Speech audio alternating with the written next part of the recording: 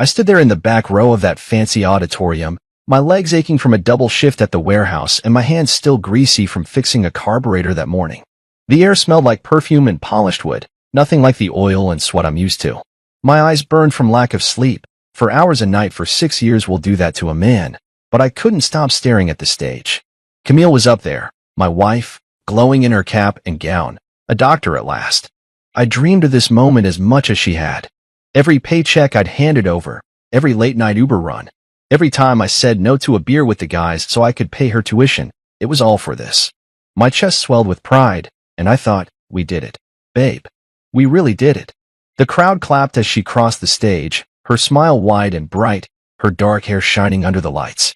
I adjusted my tie, borrowed from a buddy because I never owned one, and waited for her to look my way. She didn't.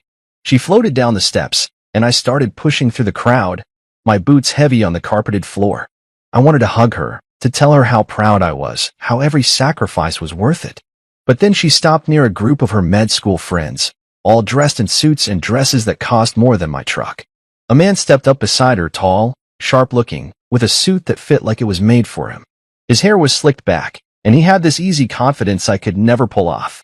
Camille grabbed his arm, her face lighting up even more, and said loud enough for everyone to hear, "This is my husband, Julian. He's the reason I'm here today." The words hit me like a wrench to the gut. Husband? Julian? I froze, my breath stuck somewhere between my lungs and my throat. The crowd clapped again, polite and happy, and I just stood there, a ghost in my own life. My hands clenched into fists, the calluses rubbing against each other, reminding me of every hour I'd worked for her. 6 years of my life, poured into her dream, and she didn't even glance my way. I watched her laugh, her head tilting back like she used to do with me, and Julian smiled down at her like he'd been there all along. My ears rang, drowning out the chatter around me. I wanted to scream, to march up there and demand answers, but my feet wouldn't move. All I could do was stare as the woman I loved, the woman I'd built this moment for, erased me without a second thought. I don't know how long I stood there, lost in the blur of clapping hands and flashing cameras. My mind raced, trying to make sense of it. Maybe I'd heard her wrong. Maybe it was a joke, some weird med school prank I didn't get. But then she leaned into Julian, her hand resting on his chest, and I saw the way her friends nodded, like they'd known him forever. My stomach twisted, and I felt the weight of every dollar I'd spent. Every night I'd come home to an empty bed because she was studying.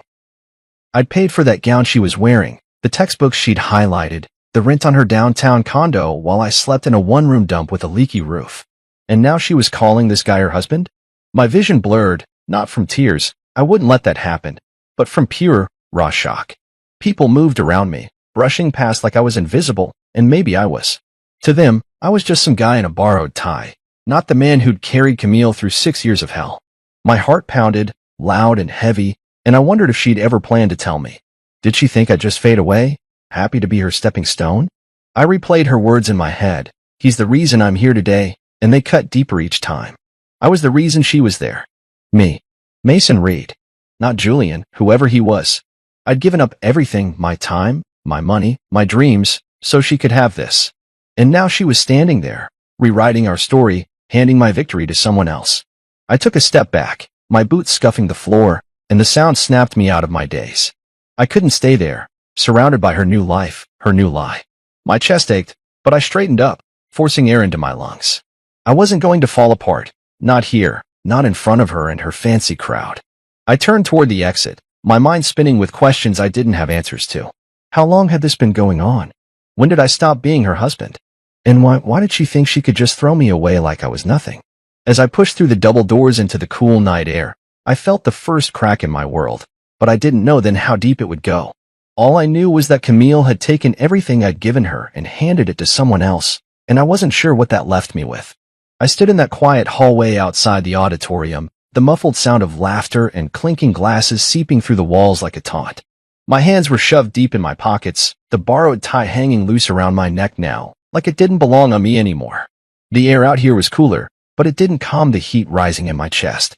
I kept replaying Camille's voice in my head. This is my husband, Julian, and every time it hit me, it felt like a punch I couldn't dodge. I wanted to believe I'd misheard her, that it was some kind of mistake, a slip of the tongue. Maybe she'd had too much champagne, or maybe I was just too tired to think straight after pulling a double shift. But deep down, I knew better. I'd seen the way she looked at him, the way her hand rested on his arm like it was the most natural thing in the world. That wasn't a mistake. That was a choice. I leaned against the wall, the cold plaster pressing into my back, and stared at the polished floor. My boots looked out of place here, scuffed and worn next to the shiny tiles. I tried to piece it together. When did this happen? How long had she been calling this Julian guy her husband? My mind raced back through the last 6 years, searching for clues I'd missed. I'd been so busy working fixing cars, loading boxes, driving strangers around town that I hadn't noticed her slipping away. Or maybe I had, and I just told myself it was stress, med school pressure, nothing personal. I'd been a fool, hadn't I? A fool who thought love was enough to keep us together, even when she started spending more nights at the library than at home, even when her calls got shorter and her smiles got rare. The auditorium doors swung open, and a burst of noise spilled out, cheers, chatter, the kind of happiness I wasn't part of. I straightened up, wiping my palms on my pants, and that's when I saw Sadie, Camille's little sister, rushing toward me. Her eyes were wide, her face pale like she'd just seen a ghost. "Mason," she said, her voice shaky. "What are you doing out here?" Did you hear what she said? I nodded, slow and heavy, not trusting myself to speak yet. Sadie's mouth opened, then closed, like she didn't know what to say either. She glanced back toward the crowd, where Camille was still laughing with her friends, Julian at her side. "I don't understand," Sadie whispered, stepping closer. "She told me you were coming tonight. She said you'd be here for her." I swallowed hard, my throat tight. "Guess she forgot to mention the part where I'm not her husband anymore," I said, my voice rougher than I meant it to be. Sadie's eyes darted between me and the auditorium, and I could see her trying to make sense of it. Same as me. She'd always been a good kid, 22 now, but still the same sweet girl who'd crashed on our couch when she needed a break from their mom. She'd seen me pay the bills, cook the dinners, keep the lights on while Camille studied. She knew the truth. "I'll talk to her," Sadie said, turning like she was about to march back in there. I grabbed her arm, gentle but firm. "Don't," I said. "Let her have her moment. I just need to know what's real." Before Sadie could argue, I heard Camille's voice again, louder this time, drifting out as the doors opened for someone else. "Mason?" "Oh, he's just a friend who helped me out when times were tough," she said, casual as if she were talking about borrowing a pen. My stomach dropped, and Sadie's head whipped around, her jaw tight. "A friend," she muttered, looking at me like she couldn't believe it either. I forced a shrug, even though it felt like my chest was caving in. "Guess that's what I am now," I said, trying to keep my voice steady. But inside, I was breaking. 6 years of my life, reduced to just a friend. Every late night, every skipped meal, every time I told her, "You've got this, babe," it was all nothing to her now. I peeked through the crack in the door, watching her. She was surrounded by her med school crew, smart, polished people who probably never had grease under their nails. Julian stood there, smirking like he owned the room, and next to him was a woman in a white coat, older, with sharp eyes, probably Dr. Simone Arnett, Camille's big shot mentor. They were all nodding, smiling, eating up her story. And then there was me, out here in the hallway, invisible. Sadie grabbed my hand, squeezing it tight. "She's wrong, Mason. You're not just a friend. You're everything she's not saying." Her voice cracked, and I could tell she was mad at Camille, mad at the lie. I wanted to believe her, but all I could feel was the weight of being erased. I let go of Sadie's hand and stepped back, my head spinning. "I need air," I said, turning toward the exit. She called after me, but I kept walking, my boots echoing in the empty hall. Outside, the night was crisp, the stars hidden by city lights. I leaned against the building, sucking in deep breaths, trying to figure out what I was supposed to do next. Part of me wanted to storm back in there, grab the mic, and tell everyone the truth, how I'd pawned my granddad's watch for her first semester, how I'd worked through fevers and exhaustion just to keep her in school. But what would that get me? A room full of pity? I didn't want their pity. I wanted my wife back. I wanted the life we'd planned, the one where we'd celebrate this together, not with me standing out here like some stranger. I rubbed my face, my hands rough against my skin, and thought about Julian. Who was he? Some rich guy she'd met at school? A doctor? A lawyer? He didn't look like he'd ever lifted anything heavier than a briefcase. And yet, she'd picked him to stand beside her, to take my place. My mind flashed to the times she'd come home late, saying she'd been studying with friends. Had he been one of them? Had she been building this other life right under my nose? I kicked the wall, the thud loud in the quiet, and cursed under my breath. I'd trusted her. I'd loved her. And now I was nothing to her, just a shadow she'd stepped over on her way to something better. Sadie's words stuck with me, though. You're everything she's not saying. Maybe she was right. Maybe Camille could rewrite our story for her fancy friends, but she couldn't erase the truth. I'd been there. Every step, every dollar, every tear. I wasn't just a friend. I was the man who'd held her up when she couldn't stand on her own. And as I stood there, the cold sinking into my bones, I realized something. I didn't need her to say it. I knew who I was. The question was, what was I going to do about it? I didn't have an answer yet, but I knew one thing for sure. I wasn't going to let her lie be the end of me. Not tonight. Not ever. I sat in my truck in the parking garage, the engine off, the keys dangling in my hand, just staring at the concrete wall ahead. The graduation ceremony was still buzzing in my head, Camille's voice, that guy Julian, the way she'd smiled like I didn't exist. My chest felt tight, like someone had parked a car on it, and my hands wouldn't stop shaking. I'd walked out of that hallway with Sadie's words ringing in my ears, but now, alone in the dark, all I could hear was Camille saying, Mason, he's just a friend. Just a friend. 6 years of my life, and that's what I got. I wanted to hit something, to scream, to make sense of it, but instead, I just sat there, the silence pressing in around me like a weight I couldn't shake. The garage was dim, the fluorescent lights flickering overhead, casting shadows that danced across the dashboard. I'd parked here hours ago, full of pride, thinking I'd be driving home with my wife, the doctor, laughing about how we'd made it through. Now, I didn't even know where home was anymore. My phone buzzed in my pocket, probably Sadie checking on me, but I didn't look. I couldn't face her pity right now, or anyone's.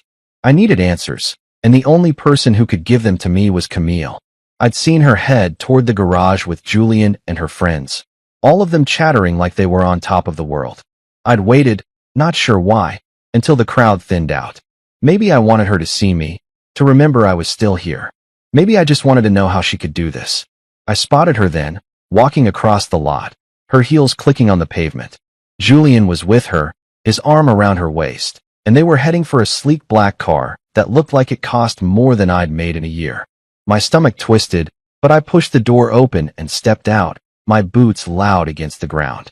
Camille, I called, my voice rough, echoing off the concrete. She stopped, her head snapping toward me, and for a second, I saw something flicker in her eyes, shock, maybe guilt. Julian turned too, his eyebrows lifting like he was surprised I could talk. Mason, she said, her tone sharp, like I'd interrupted something important. What are you doing here? I took a step closer, my hands clenched at my sides. What am I doing here? I came to see my wife graduate. You know, the one I've been supporting for 6 years. My voice was louder than I meant it to be, but I didn't care. She flinched, glancing at Julian, then back at me. Mason, this isn't the time, she said, smoothing her hair like she could brush me off that easy. I've got people waiting. We can talk later. Later? After she'd just called some other guy her husband in front of everyone? I laughed, short and bitter, and it sounded wrong in the empty garage. No, Camille. We're talking now. Who the hell is this guy? I jerked my head toward Julian, who straightened up, his jaw tight like he was ready to step in. Camille's face hardened, and she crossed her arms. This is Julian. My husband. I thought you'd figured that out by now. Her words hit me like a slap, cold and final, and I stared at her, waiting for the punchline. But she just stood there, her chin up, like she was daring me to argue. Your husband? I said, my voice cracking. Since when? Last I checked, I was the one you married. I was the one paying for all this. I waved a hand toward her gown, her fancy life. 6 years, Camille.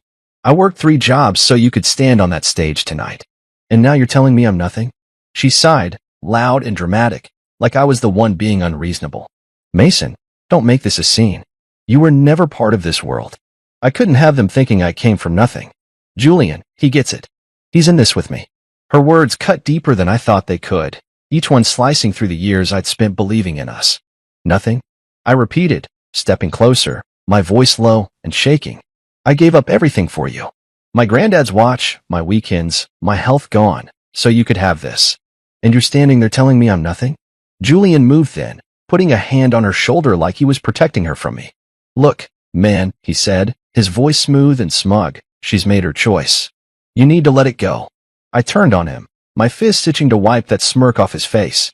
You don't get to talk to me, I snapped. You don't know what I've been through for her. He raised his hands, backing off a step, but his eyes said he wasn't scared, just annoyed, like I was a bug he wanted to flick away. Camille stepped between us, her face cold now. Mason, stop. You've done a lot, okay? I'm grateful. You supported me when I needed it. But Julian's my future. He's where I'm going. You wouldn't understand the pressure I'm under. Pressure? I almost laughed again, but it caught in my throat.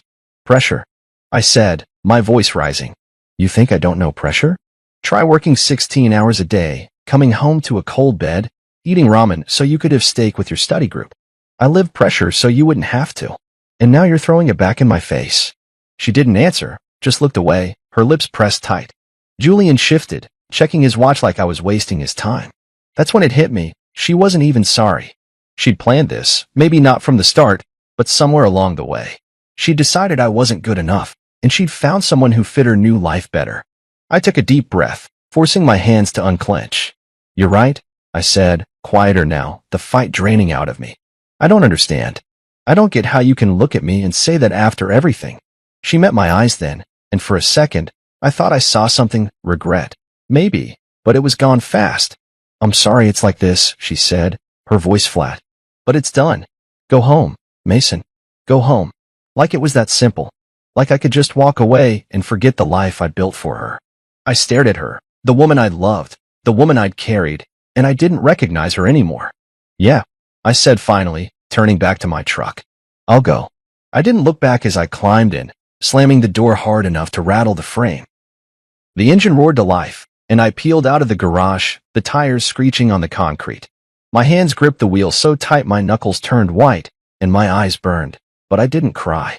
I wouldn't give her that. She'd taken enough from me already. As I hit the open road, the city lights blurring past, I felt something shift inside me. She thought this was the end, that I'd just fade away. But she was wrong. My silence wasn't surrender.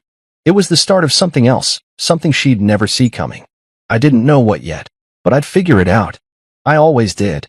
I drove home that night with the windows down, the cold air whipping through the truck, trying to clear the fog in my head. Camille's words kept looping in my mind. You were never part of this world, and every time they hit, I felt the sting all over again. My hands gripped the steering wheel, the rough skin of my palms catching on the worn leather, and I couldn't stop thinking about the past 6 years. The truth of it, not her shiny new version. I pulled into the lot of my one-bedroom apartment, the place I'd kept so she could have her fancy condo near campus, and cut the engine. The silence settled in, heavy and thick, and I just sat there, staring at the cracked dashboard, letting the memories flood back. I needed to remember it all, every second I'd given her, because if I didn't, she'd win. She'd rewrite me out of her story, and I'd be left with nothing. It started 6 years ago, when Camille came home from her waitressing job with a wild look in her eyes. Mason, she'd said, dropping her apron on the couch, I want to be a doctor. I know it's crazy, but I can do it. I'd laughed at first, thinking she was joking, but she wasn't.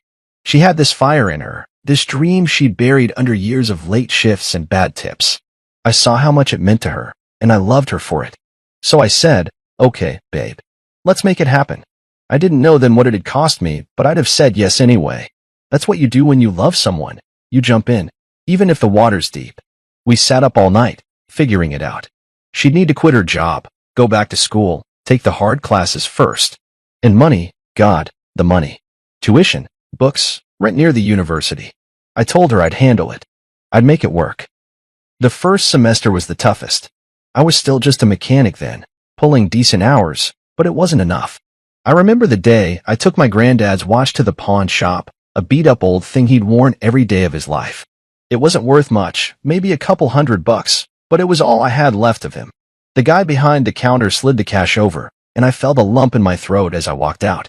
I didn't tell Camille where the money came from, just handed her the check for her first tuition payment and said, "You're on your way, babe." She hugged me so tight that night, her tears soaking my shirt, and I thought, this is it. This is us. I didn't care about the watch. I cared about her smile. After that, it was all a blur of work.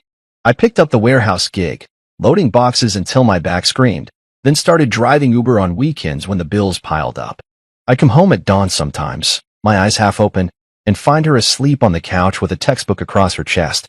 I'd carry her to bed, her head heavy against my shoulder, and I'd feel this quiet pride. She was doing it, acing her classes, impressing her professors, and I was the one holding it all together. I missed things, though. My buddy's wedding, because I couldn't skip a shift.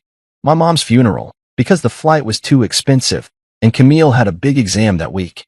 I told myself it was fine, that family would understand, but it ate at me. I'd sit in the dark sometimes, eating cold leftovers, wondering when I'd get a break. But then Camille would come home, exhausted but happy, and tell me about some test she'd crushed, and I'd think, worth it. The distance started creeping in slow, like rust on a car you don't notice until it's too late. She'd stay late at school, saying she was studying with friends. I'd call, and she'd sound distracted, rushed. I'm fine, Mason, just busy, she'd say, and I'd let it go. Friends warned me, guys at the shop, my sister, even Sadie once. She's changing, man, they'd say. You sure she's still in this? I'd brush them off. She's stressed, I'd tell them. Med school's hard. She needs me to keep it steady. I believed it because I had to. Love made me blind, I guess. I'd see her come home in new clothes, nice stuff I didn't buy, and she'd say it was a gift from a classmate.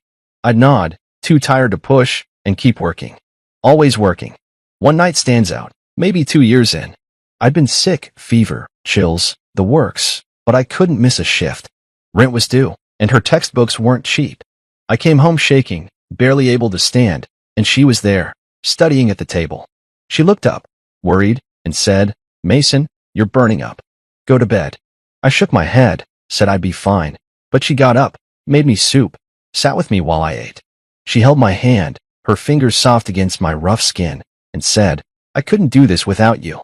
I fell asleep with her next to me, thinking we were solid. But looking back, that was one of the last times I felt close to her. After that, she started pulling away, longer nights out, shorter talks, excuses piling up. I told myself it was the pressure, that she'd come back to me when it was over. I was wrong. I snapped out of it, back in my truck, the memories fading into the dark. My hands were cold now, the keys digging into my palm. I'd given her everything, my time, my money, my heart, and she'd taken it all, then handed it to someone else. I thought about that condo I'd paid for, the one I'd never lived in because it was closer to campus. I'd stayed in this dump, with its thin walls and leaky roof, so she could have something better. I'd skipped meals, worked through pain, let my own life shrink down to nothing, all for her. And now she was standing there with Julian, saying I didn't fit her world. Like I was some dirty secret she'd outgrown. I climbed out of the truck, slamming the door hard enough to make the frame shake, and trudged up the stairs to my apartment. The place smelled like motor oil and stale coffee, the way it always did. I dropped onto the couch, staring at the ceiling, and felt the anger settle in deep. Not just at her, but at myself. I'd let this happen. I'd ignored the signs, the warnings, because I loved her too much to see the truth. But not anymore. I sat up, my jaw tight, and looked around at the life I'd let slip away. The pawned watch, the missed moments, the years I'd poured into her, they were gone. But I wasn't. I was still here, still breathing, still me. She could have her new world, her new husband. I'd find my own way back. Not for her, not for anyone else, just for me. And that was enough for now. I stood outside that swanky downtown venue, my hands stuffed in the pockets of a suit I'd never worn before, watching the lights spill out onto the street. It was Camille and Julian's engagement party. Yeah, they moved fast, and I wasn't supposed to be here. The invitation hadn't come my way, not that I expected it to. I'd heard about it from Sadie, who'd called me up, her voice tight with anger, saying, she's acting like you never existed, Mason. It's not right. I didn't plan to show up, not at first. I'd spent the last few days after the graduation trying to keep my head down, fixing cars, loading boxes, driving strangers around, anything to keep my mind off her. But something in me wouldn't let it go. Not revenge, not exactly. I just needed them to know I wasn't invisible. So there I was, in a suit I'd bought years ago for a wedding we never had, holding an envelope that felt heavier than it should have. The place was packed, fancy cars lined up, people in dresses and ties laughing like money grew on trees. I could hear music drifting out, some soft jazz thing that didn't fit my world. My boots felt loud on the pavement as I walked up, the doorman eyeing me like I was lost. Name? He asked, flipping through a clipboard. Mason Reed, I said, keeping my voice steady. He frowned, scanning the list, then shook his head. You're not on here. I nodded, like I'd expected that, and said, I won't be long. Just dropping something off. He hesitated, then shrugged and waved me in. I guess I didn't look like trouble. Not yet, anyway. Inside, it was all gold and glass, chandeliers sparkling overhead, waiters weaving through with trays of tiny food I couldn't name. I spotted Camille right away, glowing in a white dress that hugged her like it was made for her. Julian was next to her, his arm around her waist, talking to some older couple who looked like they owned half the city. His parents, probably. Her med school friends were there too, clinking glasses, and a couple of young guys with cameras, maybe media interns, snapping pictures. I stood by the wall for a minute, taking it in, feeling the weight of that envelope in my hand. It wasn't anger driving me now. It was something quieter, something I couldn't name. I just knew I had to do this. I started across the room, my steps slow but sure, and I saw Camille's head turn. Her eyes locked on mine, and her smile faltered, just for a second. She whispered something to Julian, who glanced my way, his face tightening. I didn't stop. People parted around me, their chatter fading as they noticed something was off. I reached the little stage where a mic stood, probably for speeches later, and I stepped up, tapping it once. The sound cut through the room, sharp and loud, and every head turned. Camille's face went pale, and Julian took a step forward, like he might stop me. Too late. I pulled the envelope out and held it up, my voice calm but firm. Evening, everyone. I'm Mason Reed. You don't know me, but I've got a story to tell. I opened the envelope and slid out the papers, bank statements, tuition receipts, a spreadsheet I'd spent hours putting together. 6 years ago, I said, looking out at the crowd, my wife, Camille, decided she wanted to be a doctor. I told her I'd make it happen. And I did. I held up the first sheet. This is every dollar I paid. $220,000 and change. Textbooks, rent, tuition. I worked 3 jobs, mechanic, warehouse loader, Uber driver. I pawned my granddad's watch, skipped meals, missed my mom's funeral, all so she could stand here tonight. The room was dead quiet now, just the hum of the mic and the rustle of paper. I glanced at Camille. She was frozen, her hands clenched, and kept going. I didn't do it for thanks. I did it because I loved her. But a few days ago, at her graduation, she introduced this guy. I nodded at Julian, as her husband. Said I was just a friend who helped out. So I figured you all deserve the truth. I flipped through the pages, letting them see the numbers, the dates, the proof. Every cent I made, I gave her. I lived in a one-room dump, so she could have a condo downtown. I worked through fevers, 16-hour days, because I believed in her dream. And now she's here, celebrating with you, and I'm not even a name on the list. I paused, letting it sink in, then looked straight at Camille. I may not be the man beside her today, but I'm the reason she ever made it here. That's all I came to say. I set the papers down on the podium, stepped off the stage, and started for the door. The silence broke, then gasps, whispers, a few claps I didn't expect. I didn't look back. I heard her voice as I reached the exit. Mason, wait. But I kept walking. Outside, the air hit me cold and sharp, and I sucked it in deep, my heart pounding. I'd done it. Not to hurt her, not to ruin her night, just to stand up for myself. My truck was parked a block away, and I was halfway there when Sadie caught up, her heels clacking on the sidewalk. Mason, that was insane, she said, breathless, her eyes wide. You okay? I nodded, not trusting my voice yet. They're freaking out in there, she went on. Camille's panicking, Julian's pissed. You shook them up. I shrugged, kicking a pebble across the street. Didn't do it for them, I said. Did it for me. She grabbed my arm, stopping me. You didn't have to, you know. You could have let her have her lie. I looked at her, the streetlights catching her worried face, and shook my head. No, I couldn't. She doesn't get to erase me, Sadie. Not after everything. She nodded, slow, like she got it, and let go. What now? She asked. I didn't have an answer, not really. Go home, I guess, I said, turning toward my truck. Figure it out tomorrow. She watched me go, and I could feel her eyes on my back as I climbed in and started the engine. Driving away, the city lights blurred past, and I felt lighter than I had in days. Not happy, not yet, just unburdened. I'd laid it all out, every sacrifice, every dollar, and they couldn't unhear it. Camille's world might have cracked a little tonight, but mine didn't. I'd stood there, in my cheap suit and scuffed boots, and told the truth. Not her truth, not Julian's, mine.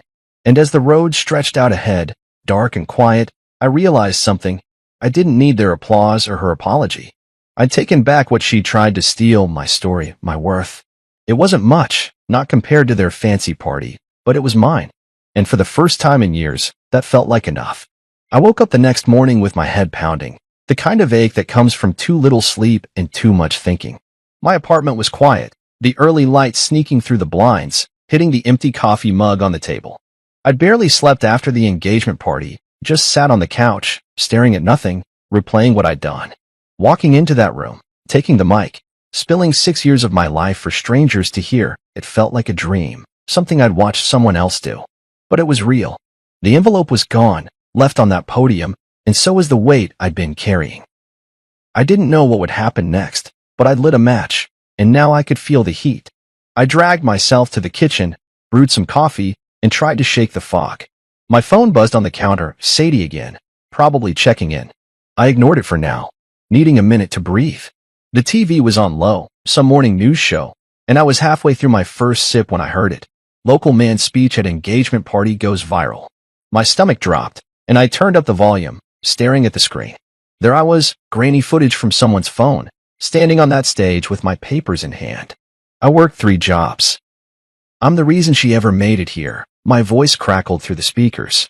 The anchor cut in, saying, Mason Reed's story of sacrifice has sparked a firestorm online, with thousands sharing his words.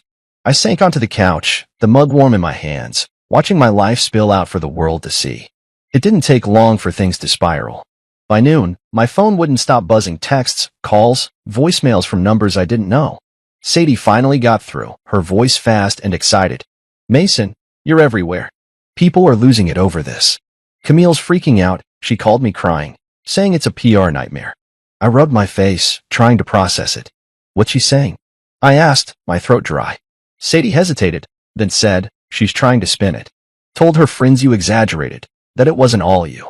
But no one's buying it. Not after those receipts. I nodded, even though she couldn't see me, and muttered, good. I didn't want her tears or her excuses. I just wanted the truth to stick. The day got weirder from there. I went to the shop, figuring work would keep my head straight, but the guys were already on it. You're famous, Reed. My buddy Tony yelled, waving his phone. Look at this, unsung hero of med school. That's you, man.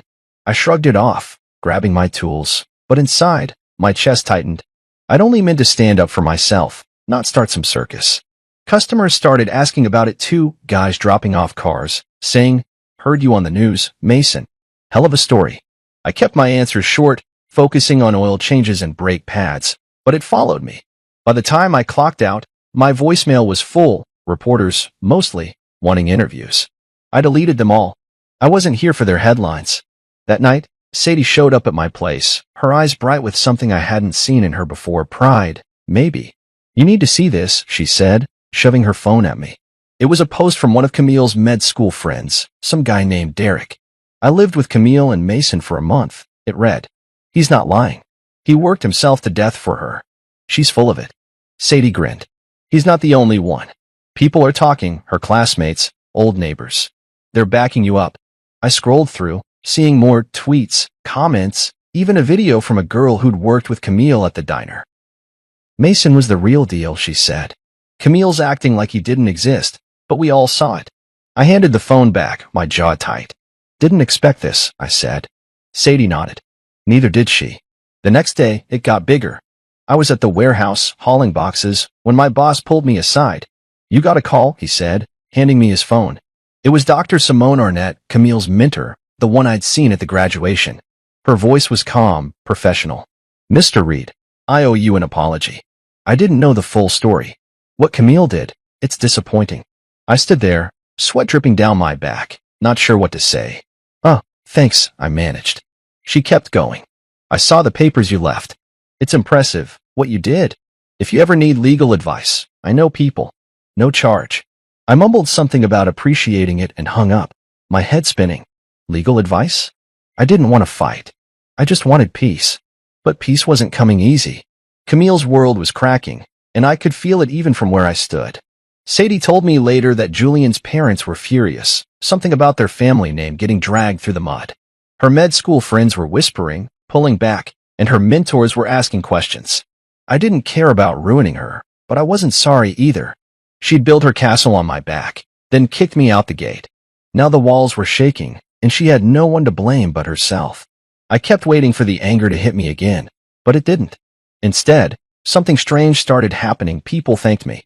It started small. A guy at the gas station clapped me on the shoulder, said, "Heard your story, man. Respect." Then a lady at the grocery store, older, with tired eyes, stopped me. "You remind me of my husband," she said. "He worked like that for me too. Don't let her take that from you." I nodded, awkward, not used to this. But it kept coming, notes left on my truck, messages online, even a kid at the shop who said, "You're like a superhero, mister." I didn't feel like one. I felt tired, raw, like I'd been scraped clean. But those words, they stuck. They built something in me I hadn't expected. By the end of the week, I was sitting on my couch again, the TV off, just listening to the quiet. My phone buzzed, another message, this time from a local reporter asking for a sit-down. I deleted it, same as the others. I didn't need their cameras. What I needed was to figure out what this meant for me, not her. I'd thrown my truth out there, and it had landed hard, but it wasn't about revenge. It was about standing up, being seen. And now people were seeing me, not just as Camille's shadow, but as Mason Reed, the guy who didn't quit. I leaned back, closing my eyes, and let that settle. The world could keep spinning, Camille could keep scrambling. I'd done my part. For the first time in years, I felt like I could breathe, like the air was mine again, not hers. And that was enough to keep me going. I was tightening a bolt on a rusty old Chevy at the shop when Tony slapped a newspaper on the workbench, grinning like he'd won something. "Check it out, Reed," he said, pointing at the headline, "The man who funded a doctor's dream, then got erased." My name was right there, in big black letters, next to a blurry picture of me from the engagement party, holding up those papers. I wiped my hands on a rag, my stomach doing a flip, and picked it up. Local mechanic Mason Reed's story of sacrifice has captured hearts. It started, and I skimmed the rest, words like inspiration and resilience jumping out at me. I tossed it back on the bench, shaking my head. "Didn't ask for this," I muttered, but Tony just laughed. "Too late, man. You're a hero now." I didn't feel like a hero. I felt exposed, like someone had ripped open my life and put it on display. The shop was busier than usual that day, guys dropping off cars, lingering to shake my hand, saying stuff like, "Heard about you, Mason. Hell of a thing you did." I nodded, kept my answers short, and focused on the work. Wrenches and oil I could handle. This spotlight stuff was new, and I wasn't sure I liked it. But it didn't stop.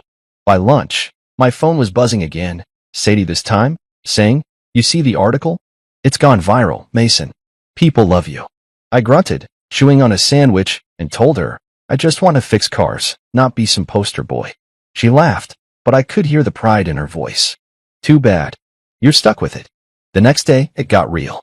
I was at the community center near my place, dropping off some old tools for their shop class, when a guy in a suit came up to me. "Mason Reed?" he asked, sticking out his hand. "Name's Carl. I run a blue-collar heroes panel, heard of it?" I hadn't, but I shook his hand anyway, my grip firm from years of work. "We talk about guys like you," he said, "people who keep the world running. That speech you gave? We'd love you to speak at our next event." I stared at him, my mouth dry. "I'm not a speaker," I said, shifting my weight. "I just said what I had to." He smiled, like he'd heard that before. "That's why we want you. It's real. Think about it." He handed me a card and walked off, leaving me standing there, the tools heavy in my hands. I thought about it all day, through my shift at the warehouse, through the Uber runs that night. Me, on a stage again, talking to a room full of strangers. It wasn't my thing. I liked quiet, the hum of an engine, the feel of a wrench turning. But something about Carl's words stuck. Guys like me, keeping the world running. I'd spent years running for Camille, and now people saw me for it. Not her, not Julie and me. I called him back that night, my voice steady. "I'll do it," I said. "But I'm not fancy. I'll just tell it like it is." He laughed. "That's perfect." The panel was a week later, at a big hall downtown. I showed up in my best jeans and a clean shirt. No suit this time felt more like me. The room was full, maybe 100 people, all working types, truckers, builders, factory guys. I sat on a folding chair, listening to the others talk, stories of long hours, family struggles, quiet wins. Then it was my turn. I stepped up, the mic heavy in my hand, and looked out at them. "I'm Mason," I said, my voice rough but clear. I'm a mechanic. Worked 3 jobs for 6 years so my wife could be a doctor. She made it, then told everyone I was just a friend. I showed up at her engagement party with the receipts, $220,000 worth. Not to hurt her, but to say I was there. I paused, the room dead quiet. I'm not special. Just a guy who did what he had to. If that's a hero, then we all are. They clapped, loud, real claps, not the polite kind from Camille's crowd. A few guys stood, nodding, and I felt my face heat up. I sat down quick, my heart pounding, but it wasn't bad. It was good. After, people came up, shook my hand, told me their own stories. One guy, older, with a limp, said, I worked doubles for my kid's school. Wife left too. You're not alone, son. I nodded, throat tight, and realized he was right. I wasn't alone. This was bigger than me now. Things kept moving after that. My side hustle, fixing cars out of my garage, picked up. Local guys started calling, saying, heard you're the real deal, Mason. Can you look at my truck? Then a couple of them, small business owners, showed up with an offer. We'll back you, they said. Get a real shop going. You've got something people trust. I didn't say yes right away, money's tight, and I'm careful, but I didn't say no either. It was a chance, one I hadn't seen coming. Then, out of nowhere, a doctor from the clinic where Camille used to intern called. Saw your story, he said. I'm building a program, health care for working families. Need a consultant who gets it. You in? I laughed, surprised. I'm no doctor, I said. He chuckled. Don't need to be. You know the grind. That's enough. I took the gig part-time. Nothing big, but it paid. I'd sit with him, talk about what guys like me need, cheap checkups, late hours, no fancy nonsense. It felt good, useful. My name was starting to mean something, not because of her, but because of me. People stopped me on the street now, cops, welders, moms with tired eyes, all saying, keep going, Mason. I didn't know what that meant yet, but I nodded, kept moving. The shop idea grew too. Those investors pushed, and I started sketching plans on napkins, late at night when the world was quiet. One evening, I was at the community center again, tinkering with an old engine for the kids' class, when Sadie showed up. You're different, she said, leaning on the workbench. Calmer, stronger. I shrugged, wiping grease off my hands. Maybe, I said, just figuring it out. She smiled soft. They're calling you a blue-collar legend online. Camille hates it. I snorted, shaking my head. Let her hate it. I'm not doing this for her. Sadie nodded, and we stood there, the engine humming between us. I didn't need Camille's stage anymore. I had my own, small, rough, real. The spotlight had turned, and I wasn't running from it. I was standing in it, on my terms, and it felt like mine. For the first time in years, I wasn't just the guy behind someone else. I was Mason Reed, and that was enough. I was elbow deep in a transmission at the shop when my phone buzzed in my pocket, the third time that morning. I wiped my hands on a rag, figuring it was Sadie or maybe another reporter who wouldn't quit, and pulled it out. It was a text from an unknown number. Mason, it's Camille. We need to talk. Please. I stared at it, my thumb hovering over the screen, feeling that old ache creep up my chest. I hadn't heard from her since the engagement party, not directly, just whispers through Sadie about her scrambling to save face.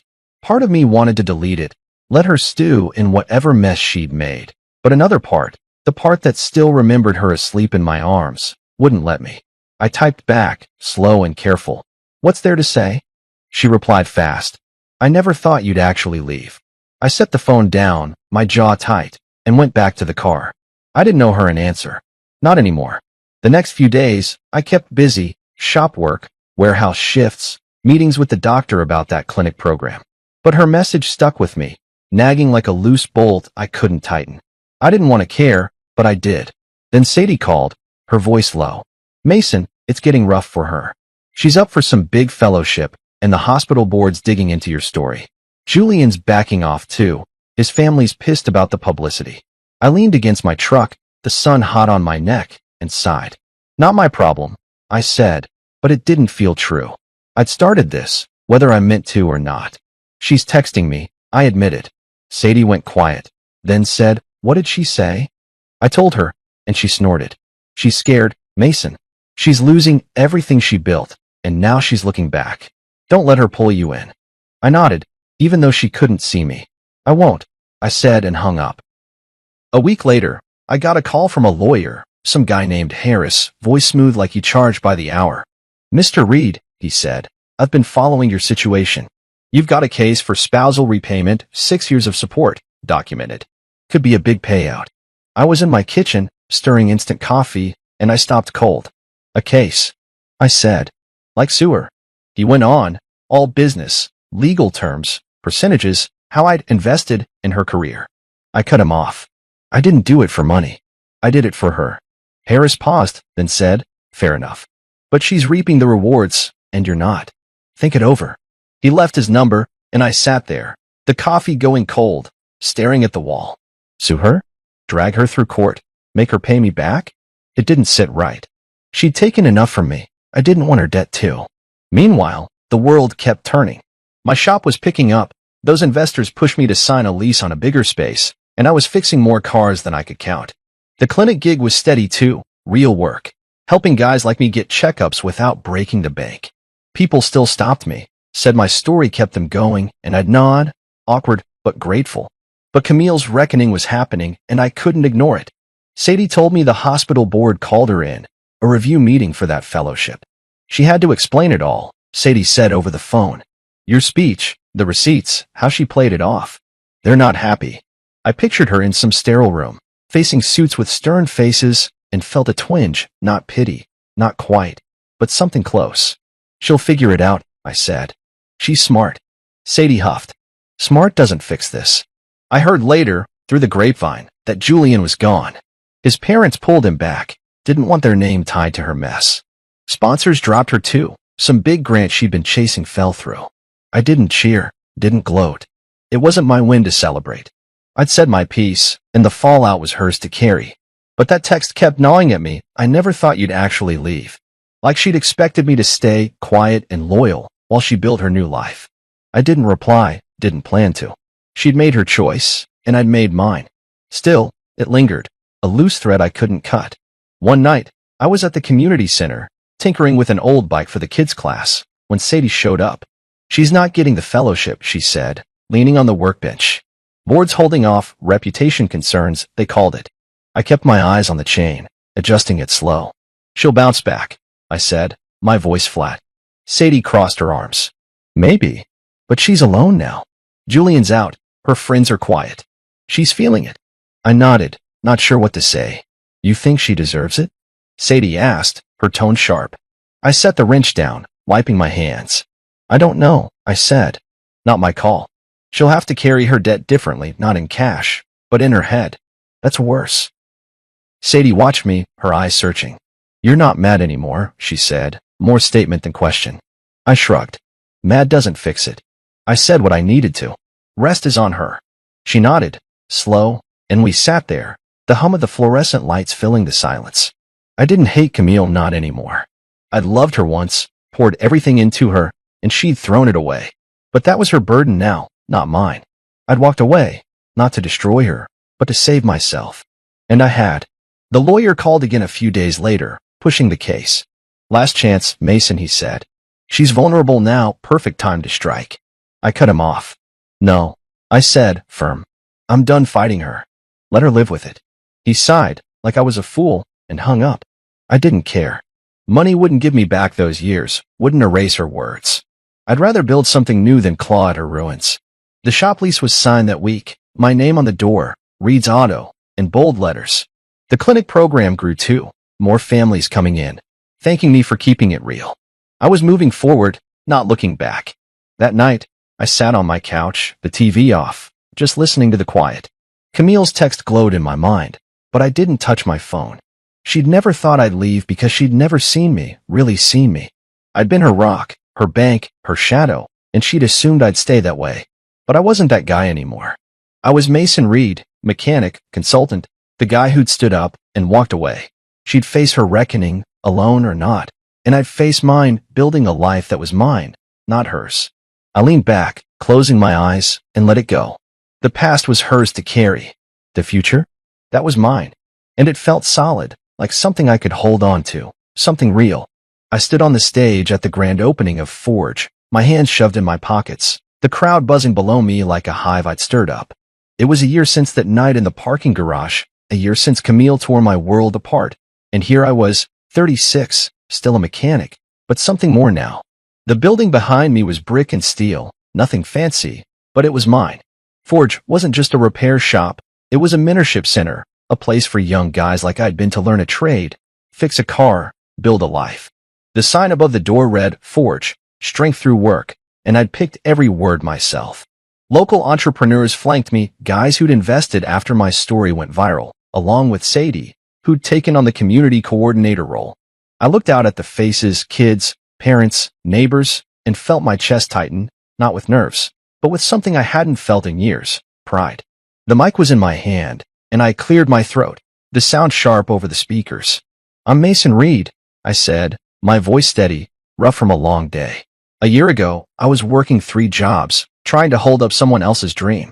It didn't work out, but I didn't stop. This place, Forge, it's for guys who don't stop either. You don't need a degree to make something of yourself. You need grit, hands that work, and a chance. That's what we're here for. The crowd clapped, loud and real, and I stepped back, letting Sadie take over with the details, classes, schedules, all the stuff she was better at.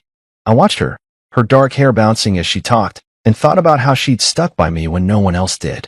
She'd seen the truth back then, and now she was here, building this with me.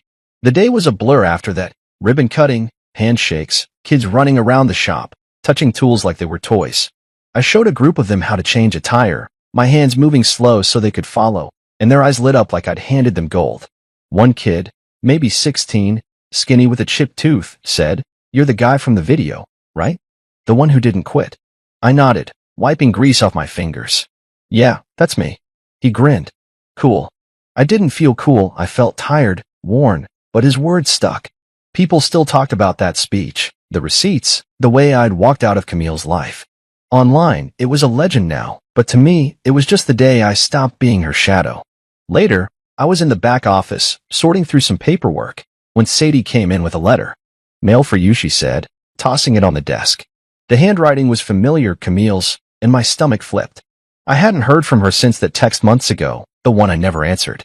I picked it up, the paper thin in my hands, and hesitated. "You gonna read it?" Sadie asked, leaning on the doorframe. I shrugged. "Maybe." She rolled her eyes but didn't push, leaving me alone with it. I tore it open, my pulse loud in my ears, and started reading. It was long, messy, her words spilling over the page like she'd written it in a rush. "Mason," it began, "I've been trying to find the right way to say this.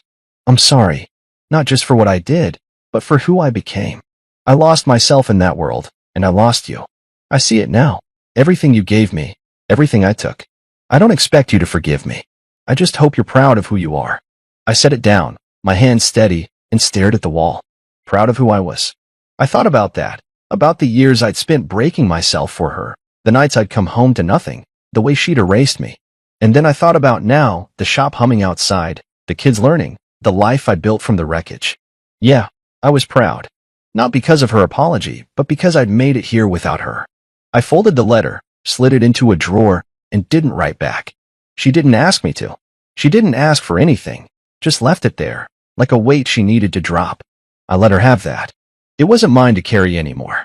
The rest of the day went smooth, more tours, more thanks from parents who said, "This is what my boy needs." One guy, a welder with rough hands like mine, pulled me aside. "Heard your story," he said. "Built something like this myself once. Keep it up." I nodded, grateful, and watched him go. The investors were happy too, talking expansion already, maybe a second location. I didn't say much, just listened, letting it sink in. This wasn't just a fluke. It was real, growing, mine. Sadie caught me later, grinning. "You're a natural at this," she said. "Bossing people around, teaching kids." I snorted. "Hardly. Just doing what I know." She shook her head. "It's more than that. You're giving them what you didn't have." That night, after everyone left, I locked up and stood in the empty shop, the smell of oil and metal thick in the air. The tools were lined up, the floor swept, everything in its place. I ran my hand over a workbench, feeling the dents and scratches, and thought about Camille's letter. She'd seen it, my strength, my worth, but too late. I didn't need her to tell me now. I saw it myself, and the kids who'd hung on my every word, in the space I'd carved out. I'd spent years chasing her dream, thinking it was ours, but this was mine. No degrees, no fancy suits, just me and what I could do with my hands. I drove home under a dark sky, the truck rumbling steady, and felt the quiet settle in. Not the heavy kind I'd known before, but a good kind, a full kind. The next day, I'd be back at Forge, teaching, fixing, building. Sadie would be there, keeping it all together, and the kids would show up, eager and loud. It wasn't perfect, money was tight, hours were long, but it was enough. More than enough. I pulled into my lot, cut the engine, and sat there, the letter flickering in my mind. I hope you're proud, she'd written. I was. Not for her, not because of her, but for me. I'd forged something out of nothing, and it stood strong. I climbed out, the night cool against my skin, and headed inside. The apartment was still small, still rough, but it didn't feel empty anymore. I kicked off my boots, dropped onto the couch, and closed my eyes. Tomorrow was another day, another chance to keep going, to show those kids what I'd learned the hard way. You don't need someone else's stage to shine. I'd found mine, built it from the ground up, and it was solid. That was my win, quiet and real, and no one could take it from me. Not her, not anyone. I was Mason Reed, and I was proud. I stood by the lake at sunset, the water flat and golden, watching a handful of Forge apprentices wrestle with an old boat engine I dragged out here for them to practice on. The air smelled like damp earth and gasoline, a mix that felt right to me, and their voices carried over the quiet, laughs, curses, the clank of tools. I leaned against my truck, arms crossed, letting the breeze cool the sweat on my neck. It had been a long day, teaching a morning class at Forge, fixing a busted radiator at the shop, then hauling this engine out here for the kids. But I wasn't tired, not the way I used to be. This was different. This was peace, the kind that settles deep, not from noise or crowds, but from knowing I was where I belonged. The kids were a mess, grease on their shirts, arguing over a wrench like it was a prize, but they were getting it. One of them, Jake, the skinny 16-year-old with the chipped tooth, looked up and grinned. "Think we got it, Mason," he yelled, cranking the starter. The engine sputtered, coughed, then roared to life, a rough growl that made them all cheer. I nodded, a small smile tugging at my mouth. "Not bad," I called back. "Now take it apart and do it again." They groaned, but they were laughing too, already reaching for the tools. I watched them, my chest full, and thought about how far I'd come. A year ago, I was a ghost in my own life, chasing Camille's dream. Now, I was here, teaching these kids to build their own. The sun dipped lower, painting the sky red, and I took a deep breath, letting it fill me up. This spot by the lake was mine, a place I'd found after everything fell apart, where I'd come to think, to let go. I'd spend hours here over the months, staring at the water, piecing myself back together. I thought about Camille a lot in those early days, her voice, her laugh, the way she looked at me once, like I was her whole world. I'd loved her, hard and deep, and I'd pictured a life with her kids, a house, maybe a dog tearing up the yard. That dream was gone now, scattered like leaves on the wind, but standing here, I didn't miss it. Not anymore. I'd let it go, not with anger, but with a quiet nod to what was. I kicked a rock into the water, watching the ripples spread, and my mind drifted to her letter. It had been weeks since the Forge opening, since I'd read her words, "I hope you're proud," and tucked them away. I hadn't written back, hadn't called. She didn't need me to. She'd said her piece, and I'd taken mine. Sadie told me later that Camille was still in the city, working at a smaller hospital, no fellowship, no Julian. "She's quieter now," Sadie had said, her voice soft. "Like she's figuring it out." I'd nodded, not asking more. Camille's life was hers to live, her mistakes hers to carry. I didn't wish her ill. I never had, but I didn't any. Mine was enough. The kids finished up, the engine in pieces again, and Jake jogged over, wiping his hands on his jeans. "You coming tomorrow?" he asked, eyes bright. "We're doing breaks next, right?" I nodded. "Yeah, I'll be there. Don't be late. You're leading it." His grin widened, and he ran back to the group, yelling something about being the boss. I chuckled, shaking my head. Forge was growing. More kids signing up, more donors pitching in. The shop was steady too, Reed's Auto, a name people trusted. The clinic program kept me busy, helping families like mine had been, working folks who just needed a break. It wasn't big or loud, but it was real, and it fit me like my old boots, worn but solid. I thought about the years I'd given Camille, 6 long ones, every day a grind for her dream. I'd been the man behind the degree, the one who'd carried her to that stage. But now, standing here, I was the man behind my own name. I didn't need her validation, didn't need her to clap for me. The kids' cheers, the hum of a fixed engine, the way Sadie smiled when we locked up Forge, that was my applause. I'd built this life from the ground up, not with fancy words or a sharp suit, but with my hands, my sweat, my stubborn refusal to quit. And it was mine, every dent and scratch of it. The sky darkened, the last light fading, and I called the kids over. "Pack it up," I said, my voice carrying. "Time to head out." They grumbled, but got to it, hauling the tools into the truck bed. I helped, lifting the engine with Jake, our shoulders brushing as we worked. "You're good at this," I told him, setting it down. He shrugged, "Shy now. Learned from you." I clapped his back, not saying more. That was enough. We piled into the truck, the kids squeezed in the back, laughing and shoving, and I drove them home, the road dark and familiar. Dropping them off, I watched them scatter, Jake waving, the others yelling goodbyes, and felt that peace again, steady and warm. Back at my place, I parked and climbed the stairs, the night quiet around me. The apartment was the same, small, rough, smelling like oil, but it felt different now. Full somehow. I kicked off my boots, grabbed a beer from the fridge, and dropped onto the couch. The lake lingered in my mind. The water, the kids, the engine's roar. I thought about Camille one last time, not with pain, but with a kind of distance, like looking at an old photo you don't need to keep. She'd been my world once, and I'd given her everything. But she'd taken it and walked away, and I'd found something better. Not her stage, not her spotlight, mine. I took a sip, the cold biting my throat, and leaned back, closing my eyes. Tomorrow, I'd be up early, Forge, the shop, the clinic. More kids to teach, more cars to fix, more people to help. It wasn't glamorous, wasn't loud, but it was real. I didn't need headlines or crowds. I had this. The lake, the work, the quiet win of knowing who I was. Mason Reed, not the man behind her degree, but the man behind his own name. I'd fought for it, built it, earned it. And as the night settled in, I let the past slip away, final and gone. The future was here, in my hands, and it was enough. More than enough. It was mine.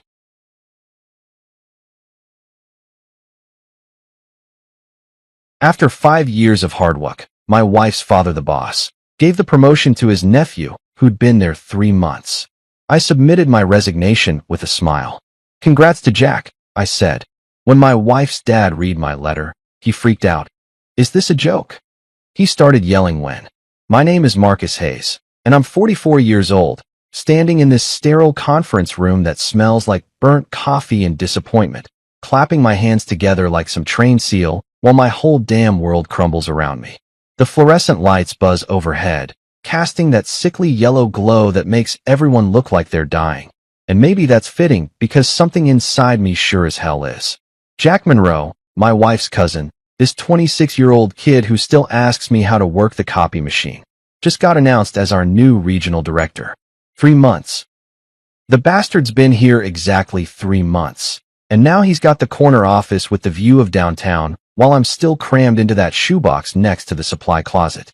5 years I've been busting my ass for this company, building their logistics network from the ground up, staying late, coming in on weekends, missing Sophia's soccer games because the shipment from Phoenix needs to be tracked personally. Charles Alden, my father-in-law, stands at the head of that polished conference table like he's announcing the second coming instead of promoting his nephew over the guy who actually knows what the hell he's doing. His silver hair is perfectly styled. His suit probably costs more than I make in a month. And that smile. God, that smile makes me want to punch something. Jack brings fresh energy to our team.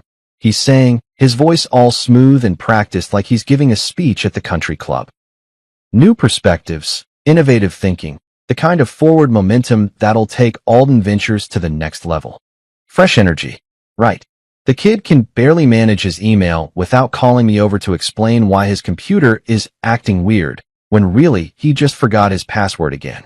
But there he sits, grinning like he won the lottery, probably already planning how he's going to redecorate my office. Excuse me, his office now. The one I helped design when we expanded last year. The one where I spent countless hours developing the supply chain protocols that made this company profitable. I'm still clapping, my palms starting to sting, and I catch sight of Janet from accounting giving me this look. Half pity, half, I told you so. She's been warning me for months that something like this was coming, but I kept thinking Charles would do the right thing. Family or not, merit matters, right? Apparently, I was wrong. Dead wrong. The thing that really gets me is how they're all looking at me, waiting to see if I'm going to crack, if I'm going to make a scene. My coworkers, people I've worked alongside for years, they know this is bullshit. They know I should be sitting where Jack is, but they're all scared for their own jobs, so they keep clapping and nodding like puppets on strings. Can't blame them, really. We've all got mortgages to pay. I know you'll all give Jack the same support you've given me over the years, Charles continues, and I swear to God, the irony is so thick you could cut it with a knife. Support? I've been carrying this company's logistics department single-handedly while he plays golf with clients and takes 3-hour lunches. But sure, let's talk about support. Jack stands up, skinny kid, nervous energy, probably still shopping in the boys section, and clears his throat. Thanks, everyone. I'm really excited to work with such a talented team. His voice cracks a little on talented, and I almost feel sorry for him. Almost. Then I remember that he's about to be making twice what I make while I train him how to do the job I should have gotten. The meeting's winding down now, people starting to file out, murmuring their congratulations and making plans for lunch. I should leave. I should walk out of here and go back to my desk and pretend like this is normal, like this is just how business works. But my feet feel like they're glued to the industrial carpet, and there's this pressure in my chest like someone's sitting on my ribcage. Charles is shaking hands with Jack, probably giving him some wise grandfather advice about leadership and responsibility. And I want to laugh because the only thing Jack's going to be leading is this company straight into the ground. But I don't laugh.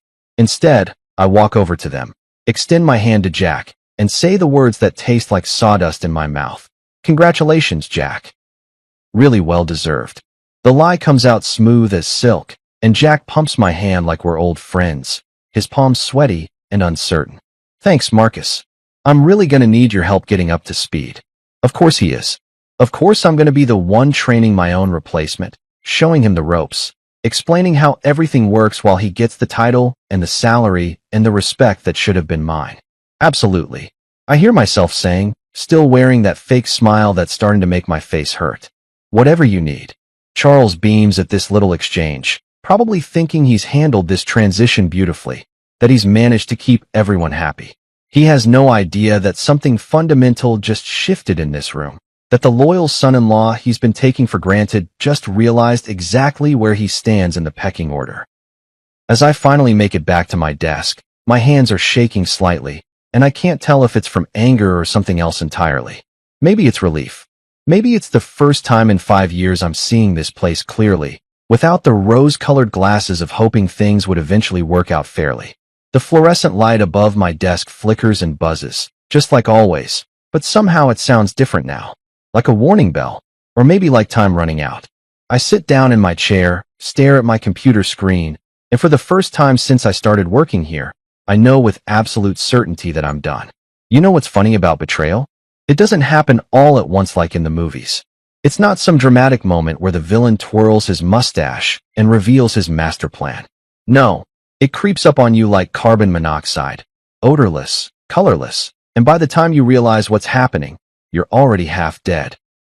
6 months ago, I was sitting in my cubicle working on the quarterly logistics report when Charles strolled over with his coffee mug, the one that says, "World's Greatest Grandpa," that Sophia gave him last Christmas.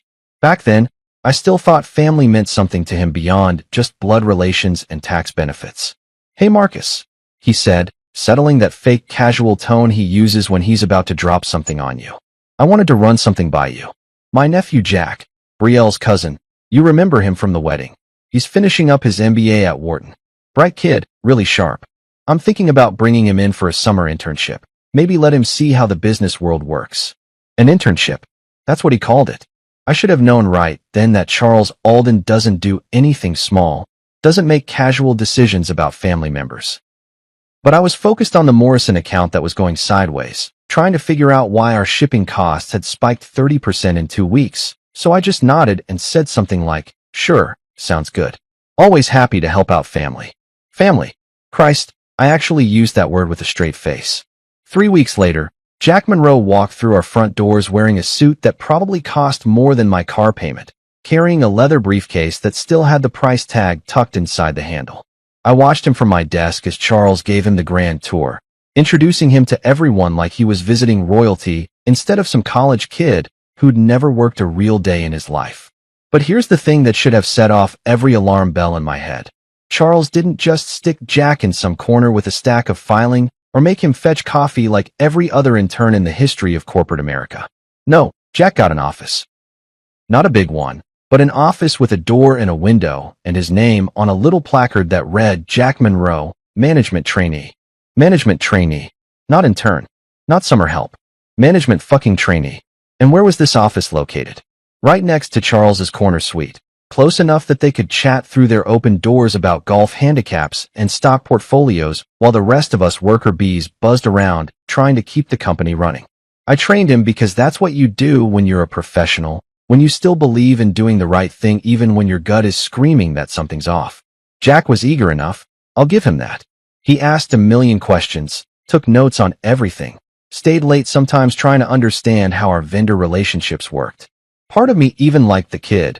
He reminded me of myself when I first started, all ambition and energy, and hope that hard work actually meant something. But I started noticing things. Little things at first, like how Charles would call Jack into closed-door meetings that could have been emails. How Jack suddenly knew details about upcoming contracts that I hadn't been briefed on yet. How he'd casually mention conversations with department heads that happened when I wasn't around. The real wake-up call came about 2 months into Jack's internship.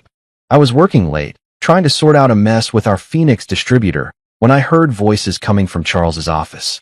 The door was cracked open just enough that I could see them sitting across from each other. Charles behind his massive oak desk, and Jack in one of those expensive leather chairs that probably cost more than most people make in a week. Marcus is dependable, Charles was saying, his voice carrying that tone he uses when he's explaining something to a child. He knows the systems inside and out, understands our clients, keeps everything running smooth.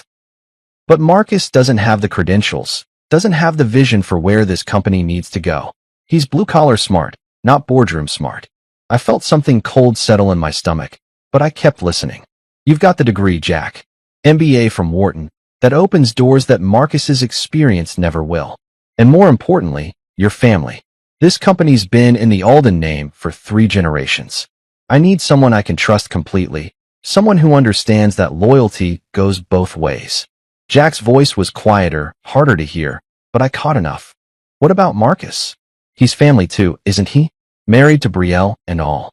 Charles laughed, and it was the kind of laugh that makes your skin crawl. Marriage is just paperwork, son. Blood is forever. Marcus is useful, don't get me wrong. He'll make an excellent number 2. Perfect for handling the day-to-day operations while you focus on strategy and growth. Number 2. After 5 years of building this place from the ground up, after missing family dinners and weekend barbecues in my daughter's school plays, I was going to be the number 2 to a kid who didn't know the difference between a bill of lading and a packing slip. That's when it all clicked into place, like puzzle pieces falling into a picture I didn't want to see. This wasn't about Jack learning the business or getting some real-world experience before heading off to his daddy's law firm or whatever. This was about Charles grooming his replacement, and I was just the hired help who'd been stupid enough to think that marrying into the family meant I was actually part of it. I crept back to my desk, grabbed my jacket, and drove home in silence while my brain tried to process what I'd just heard. Brielle was already asleep when I got there, and I sat in my kitchen drinking a beer and staring at the photos on our refrigerator. Sophia at her last soccer game, the 3 of us at Disney World 2 summers ago, Charles and his wife at our wedding, all smiles and promises about family sticking together. I wasn't being overlooked for the promotion I deserved.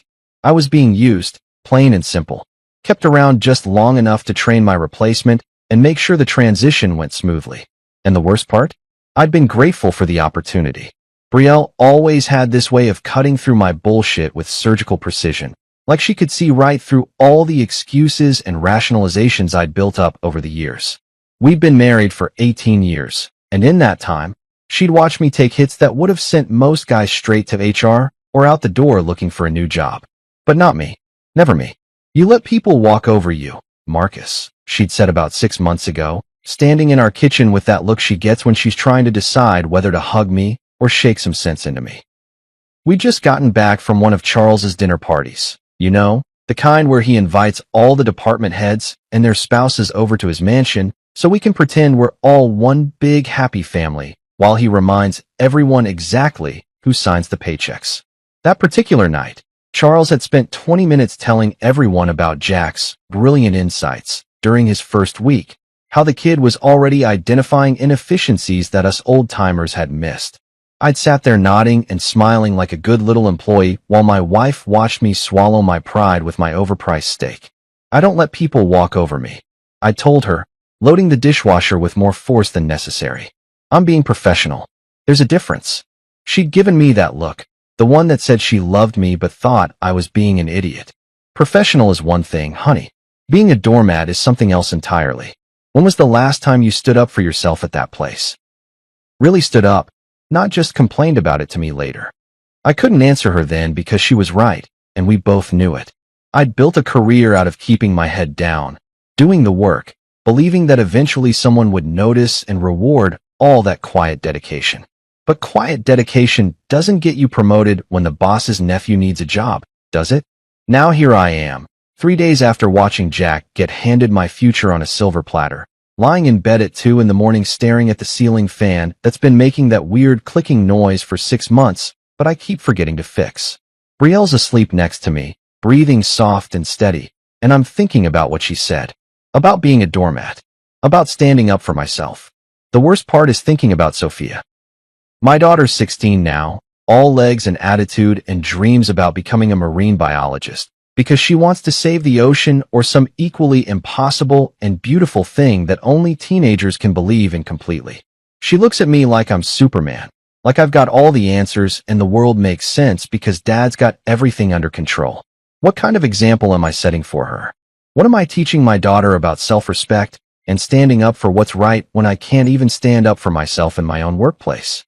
She's been asking me about college lately, talking about applications and scholarships, and I keep telling her the same thing I've been saying since she was old enough to understand. Work hard, be honest, treat people right, and good things will happen. But that's a lie, isn't it? I've been working hard for 5 years, been honest to a fault, treated everyone with respect. And what did it get me? A front row seat to watching some kid who doesn't know jack shit about logistics get handed the job I've been earning one day at a time. How can I look Sophia in the eye and keep feeding her that line about hard work paying off when I'm living proof that sometimes it doesn't matter how hard you work or how good you are at your job? Sometimes what matters is whose DNA you share and whether you went to the right school with the right people. But here's the thing that's really eating at me. I'm not just angry about the promotion anymore. I'm angry at myself for being surprised, for being naive enough to think that family meant I was safe, that loyalty was a two-way street in the Alden household. I'm angry that I've spent so many years making excuses for Charles's behavior, telling myself he was just a demanding boss, when really he was just an asshole with a trust fund. And I'm scared. Scared of what happens next, scared of walking away from the only job I've had since college. Scared of starting over at 44 with a mortgage and a kid who's counting on me to pay for her education. It's easy to talk tough when you're young and stupid and don't have anything to lose. It's a lot harder when you've got responsibilities and people depending on you. But you know what scares me more than starting over? The idea of staying put, of spending the next 20 years training other people's kids to be my boss, of watching Sophia grow up thinking her dad's okay with being treated like garbage as long as the paycheck clears. Brielle shifts next to me, making that little sound she makes when she's dreaming, and I think about waking her up, telling her what I'm thinking about doing. But I already know what she'd say. She'd tell me she's proud of me for finally growing a backbone. She'd probably say she's been waiting years for me to get mad enough to do something about it. The ceiling fan keeps clicking, and somewhere in the distance, I can hear a train whistle, probably the freight line that runs behind the industrial park where our warehouse is located. I've heard that sound 1,000 times driving to work, but tonight it sounds different. Tonight it sounds like it's calling me somewhere else, somewhere better. I reach over to my nightstand and grab my phone, opening up my notes app. My fingers hover over the keyboard for a second, and then I start typing. Dear Charles, please accept this letter as my formal resignation from Alden Ventures, effective 2 weeks from today's date. My mistake to make, right? Well, maybe it's time I started making some mistakes that actually matter.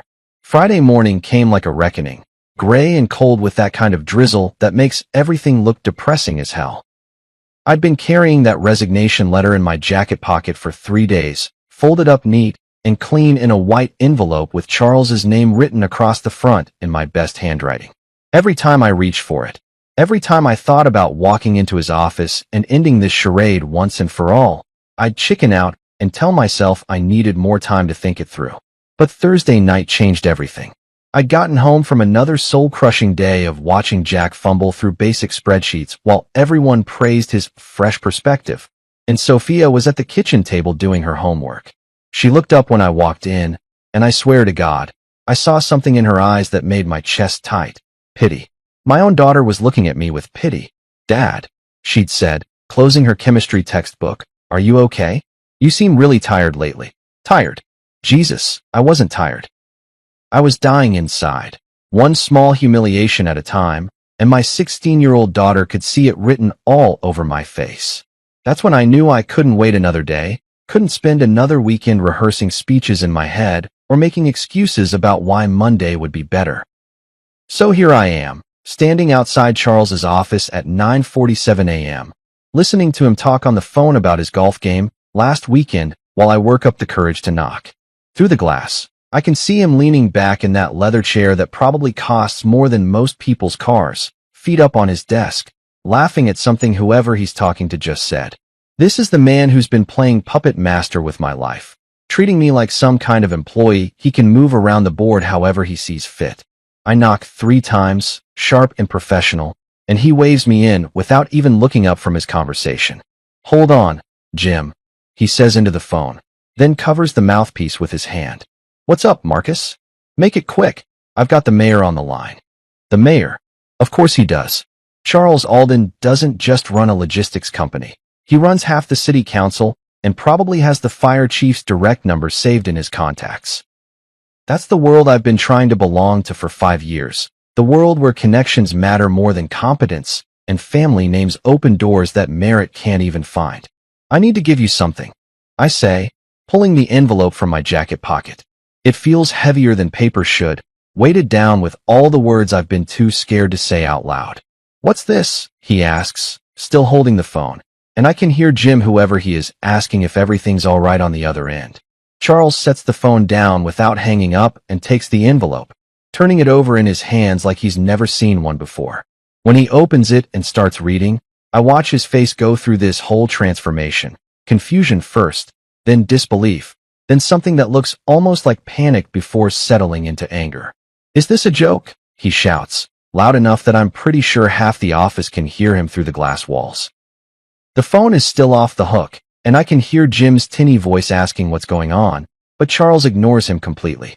"You're quitting because Jack got promoted?" There it is, the question that reduces 5 years of dedication and expertise down to petty jealousy.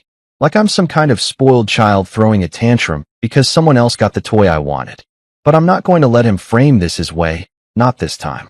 "I've made my decision, Charles," I say, keeping my voice level and professional even though my heart's hammering against my ribs. 2 weeks' notice, effective immediately. He stands up so fast his chair spins backward and hits the credenza behind his desk, sending his golf trophies rattling. 2 weeks. Are you out of your goddamn mind? Do you have any idea what this will do to operations? We've got the Morrison contract renewal next month, the Phoenix expansion project, the quarterly review with corporate. "I'm sure Jack can handle it," I interrupt, and the look on his face is almost worth the 5 years of frustration I've been swallowing. After all, he's got that MBA from Wharton. Fresh perspective, innovative thinking, all that. Charles's face is getting redder by the second, and I can see that vein in his forehead starting to bulge the way it does when suppliers are late with deliveries. "What about Brielle? What about Sophia? You're walking away from your family." And there it is, the guilt trip I've been expecting, the emotional manipulation disguised as concern. He's going to make this about family loyalty, about responsibility, about everything except the fact that he chose his nephew over his son-in-law and expected me to smile and take it.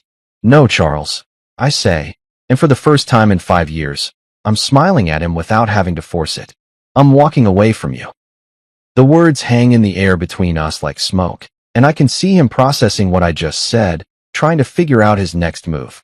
Behind him, Jim's voice is still coming through the phone, asking if he should call back later, but Charles doesn't seem to hear him anymore. This is it. The moment I've been building towards since that night, I overheard him talking about blood being thicker than marriage licenses. This is me finally standing up, finally saying enough is enough, finally choosing my own dignity over a paycheck. I turn to walk out, but Charles isn't done yet. "You'll never get a reference from me," he calls after me, his voice cracking slightly like he's not used to people walking away from him mid-conversation. I stop at his door and look back at him. This man who married off his daughter to secure a loyal employee, who spent 5 years taking credit for my work while keeping me just grateful enough to stick around. "I won't need one," I tell him, and this time when I walk away, I don't look back. Charles thought he was calling my bluff, sitting there behind his overpriced desk with that smug look he gets when he thinks he's got all the cards.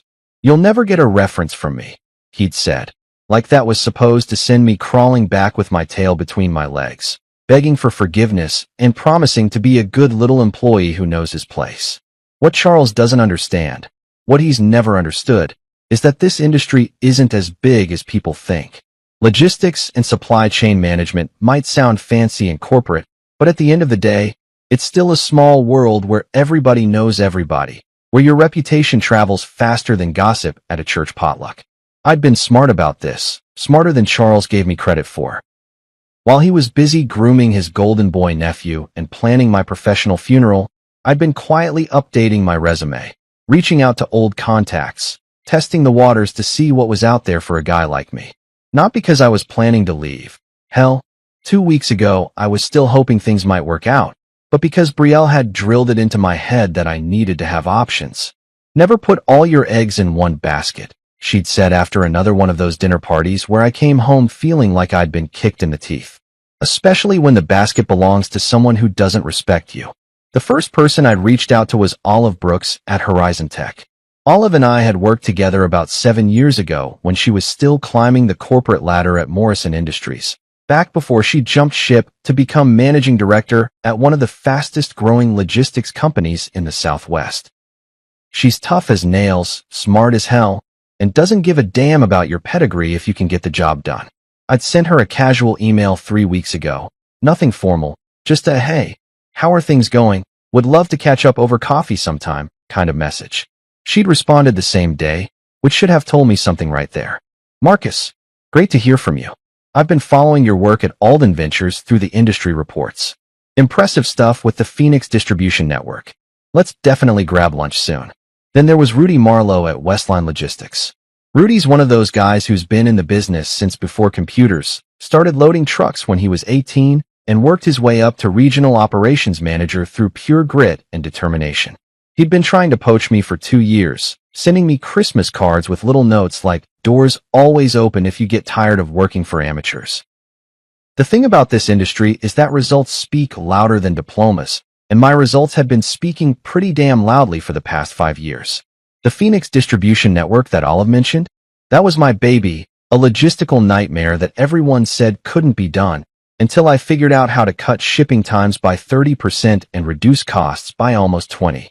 The Morrison contract that Charles was so worried about losing? I'd been the point person on that account for 3 years, built a relationship with their procurement team that went way beyond just vendor-client bullshit. People talk in this business. They know who's really doing the work and who's just taking credit for it. They know that Charles Alden inherited his company from his daddy and has been coasting on family money and political connections ever since. They know that the real brains behind Alden Ventures' recent success has been the guy who married the boss's daughter and never got the recognition he deserved. So when I walked out of Charles's office with my dignity intact and my resignation letter delivered, I wasn't walking into the unknown. I was walking toward opportunity that had been waiting for me to grow a spine and reach for it. My phone buzzed before I'd even made it back to my desk. Text message from Olive. Heard through the grapevine that you might be exploring new opportunities. Coffee this afternoon? I've got something that might interest you. The grapevine. Jesus, news travels fast in this business. I hadn't even cleaned out my desk yet, and already people were talking. But that's the thing about having a reputation. When you've spent years doing good work, people notice when you become available. I texted her back, Coffee sounds great. 3 p.m. at Brewster's. Perfect. And Marcus? Bring your resume. While I was typing my response, my work phone rang. Rudy Marlowe's name popped up on the caller ID, and I almost laughed out loud. Marcus! His gravelly voice boomed through the receiver. Tell me it's true. Tell me you finally told that pompous-ass father-in-law of yours to shove it. News travels fast, I said, glancing around the office to see if anyone was listening.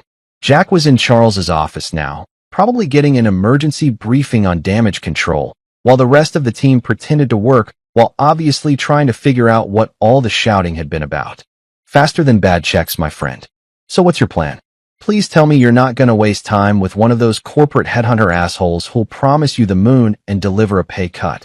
I'm exploring my options, I said, keeping it professional even though part of me wanted to tell Rudy exactly what I thought about Charles and his whole nepotistic empire. Well, explore this. Westline's opening a new Southwest division. We need someone who knows the territory, knows the players, and isn't afraid to get his hands dirty. Salary's negotiable, benefits are solid, and best of all, you'd be working for people who actually respect talent over family trees.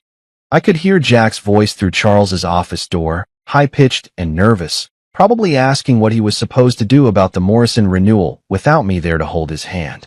Part of me felt bad for the kid. He hadn't asked to be thrown into this mess, hadn't asked to be the weapon Charles used to cut me down to size. But that was Charles's problem now, not mine.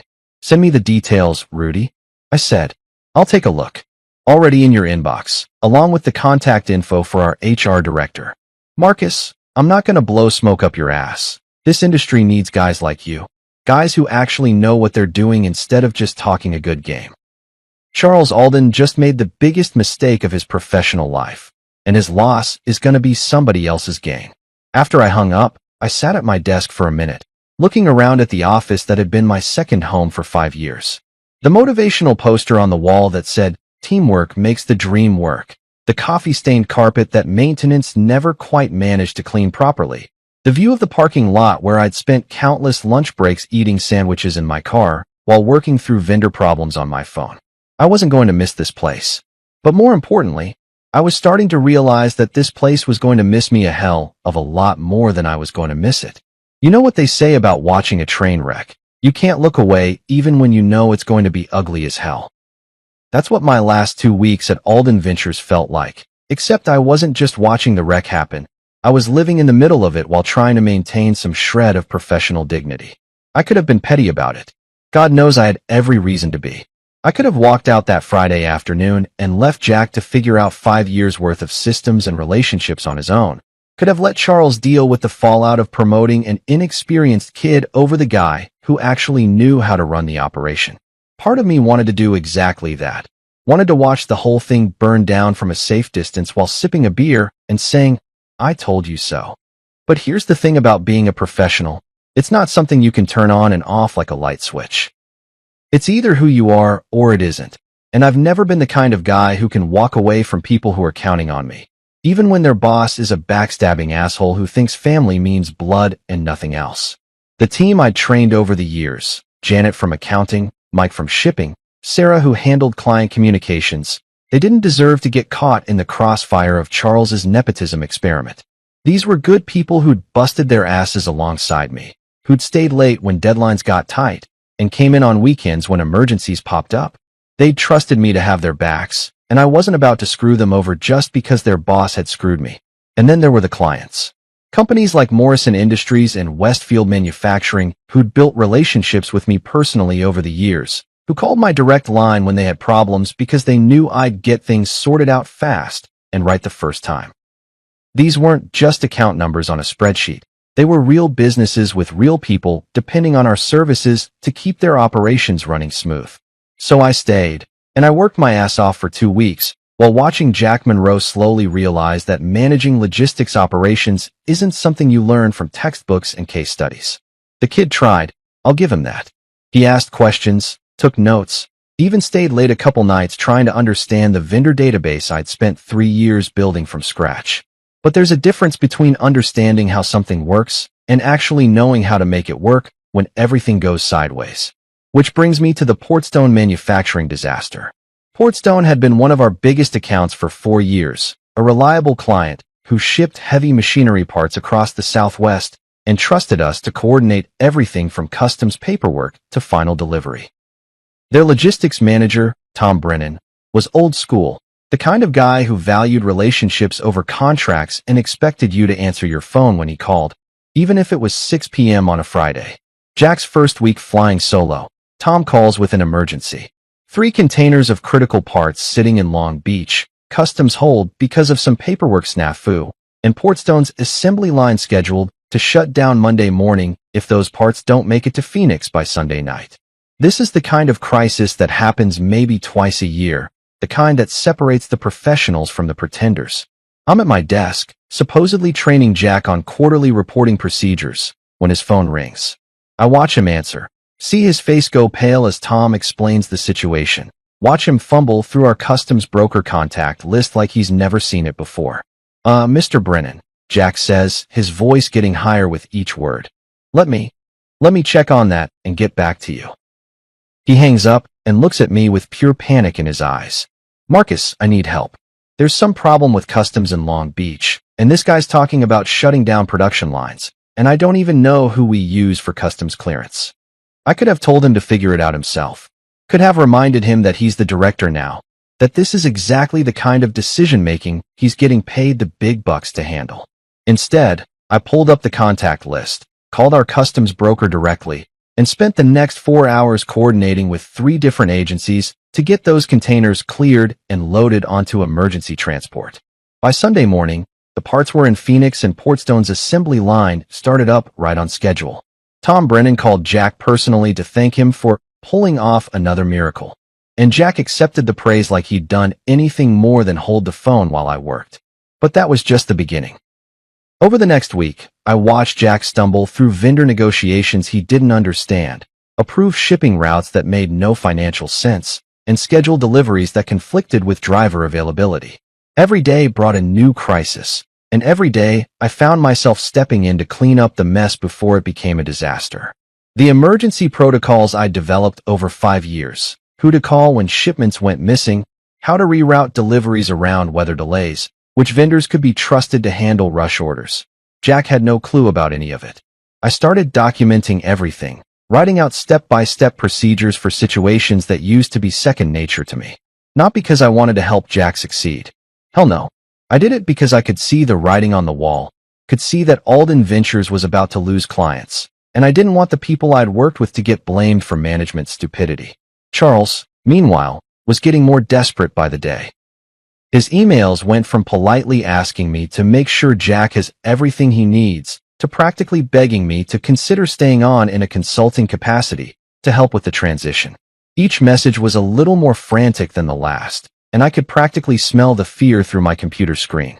The man who'd been so confident about Jack's potential 2 weeks ago was starting to realize that potential doesn't mean shit when you've got 3 major accounts threatening to jump ship and a nephew who thinks logistics management is something you can learn from YouTube videos. But I kept showing up, kept doing the work, kept making sure that when I walked out that door for the last time, no one could say I'd burned the place down on my way out.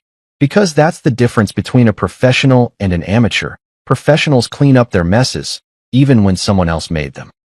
Tuesday morning of my final week, I'm sitting at my desk updating the vendor emergency contact list, because apparently knowing who to call when shit hits the fan isn't something they teach at Wharton, when Charles's secretary, Mrs. Rodriguez, appears next to my cubicle like a ghost materializing out of thin air.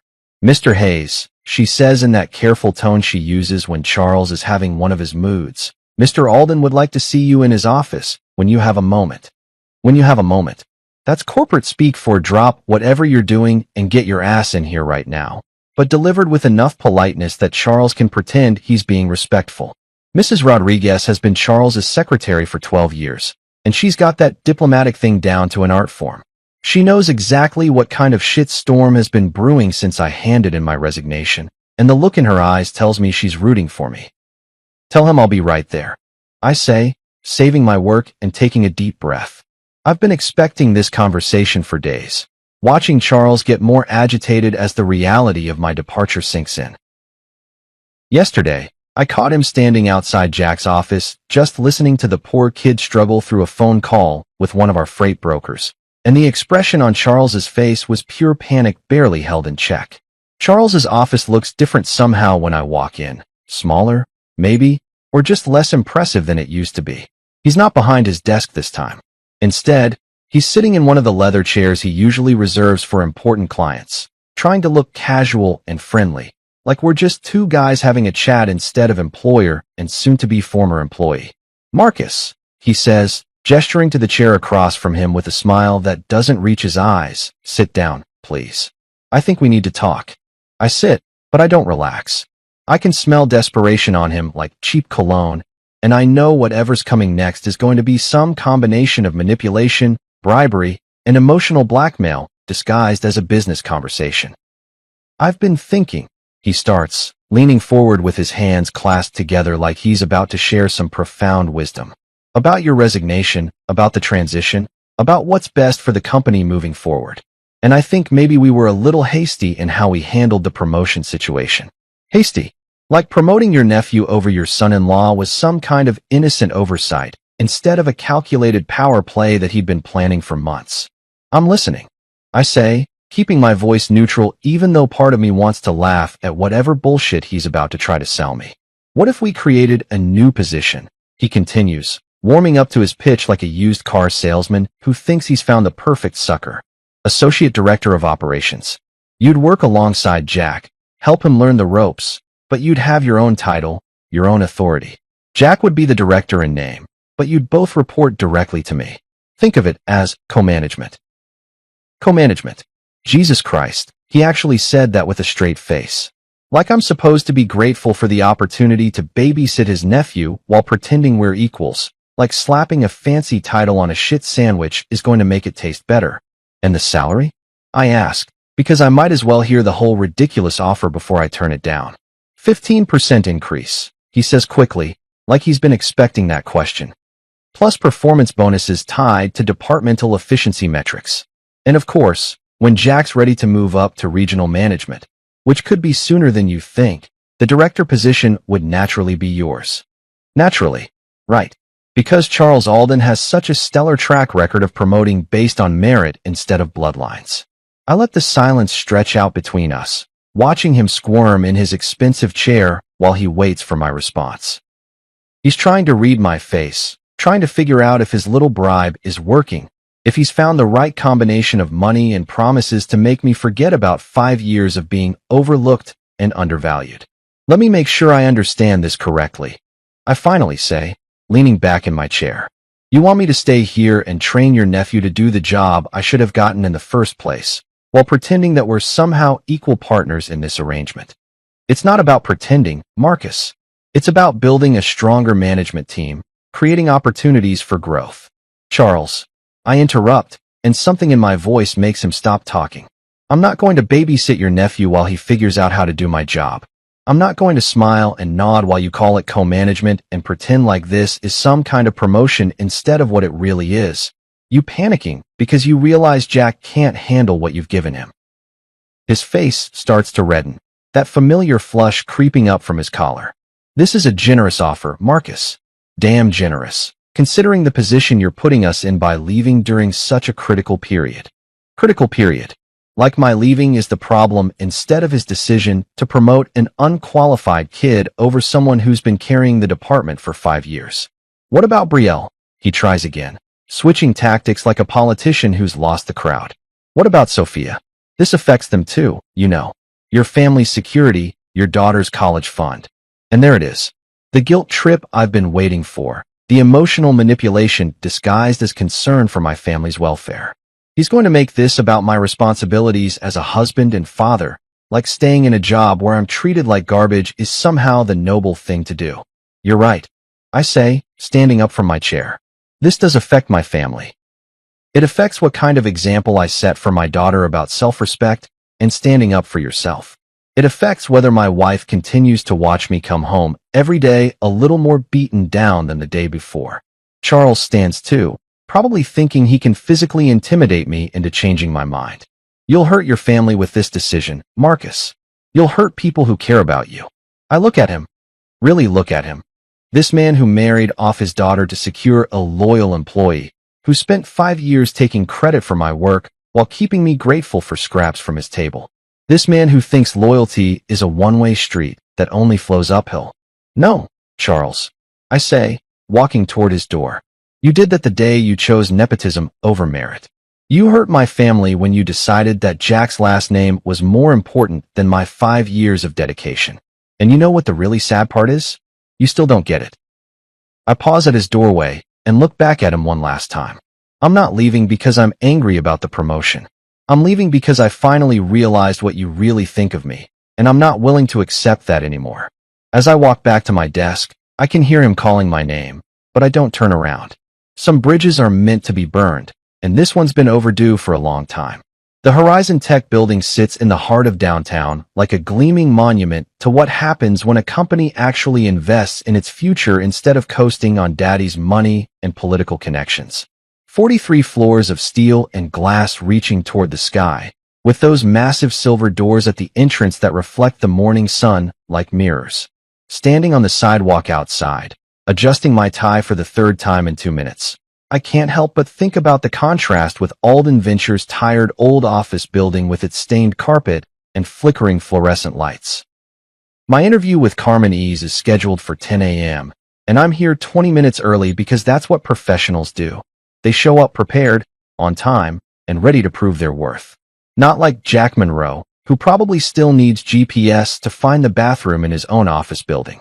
The lobby is all polished marble and modern art, with a security desk manned by guys who look like they actually know what they're doing instead of just collecting paychecks. I give my name to the receptionist, a sharp-looking woman who greets me with a genuine smile instead of the barely concealed boredom I've gotten used to at Charles's place. Mr. Hayes, she says, checking her computer screen, Ms. Ease is ready for you. Take the express elevator to the 38th floor. Her assistant will meet you there. The elevator moves so smoothly, I barely feel it climbing. And when the doors open on 38, I'm looking at a workspace that actually looks like it belongs in the 21st century. Open floor plans that encourage collaboration, natural light streaming through floor-to-ceiling windows, people who look like they enjoy coming to work instead of counting down the hours until 5 o'clock. Carmen Ease's office overlooks the river, and she's standing at the window when her assistant shows me in. She turns around with a smile that reaches her eyes, extending her hand for a firm handshake that tells me everything I need to know about how she does business.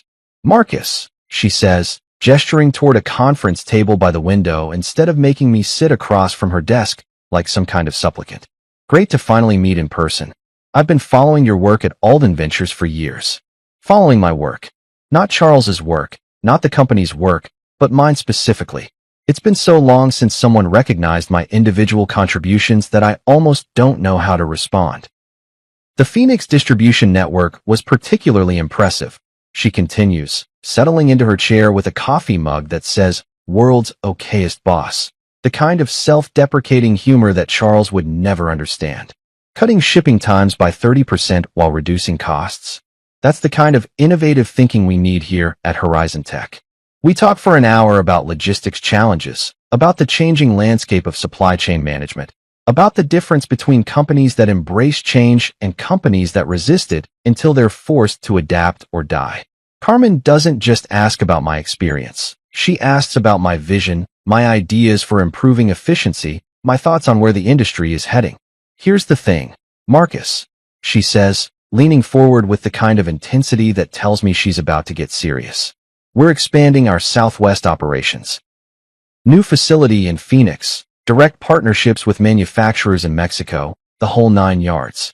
We need someone who understands the territory, who has the relationships and the expertise to make it work from day one. What kind of position are we talking about? I ask, trying to keep the excitement out of my voice. Lead Director of Southwest Operations, she says without hesitation. Your own team, your own budget, full authority to structure things however you think works best. No co-management bullshit, no training your replacement. Just you, running the show the way you know it should be run. The salary she mentions makes my head spin, 40% higher than what Charles was paying me, plus performance bonuses that could push it even higher. Better health insurance, better retirement plan, 3 weeks paid vacation starting immediately instead of the 5-day maximum Charles allowed. But the real selling point isn't the money, though God knows that doesn't hurt. It's the respect. It's Carmen talking to me like I'm a professional whose opinion matters, like I'm someone whose expertise is valued instead of just tolerated. I have to ask, Carmen says, her expression getting more serious. Why are you leaving Alden Ventures? 5 years is a long time to walk away from, especially when you've built something as successful as that Phoenix network.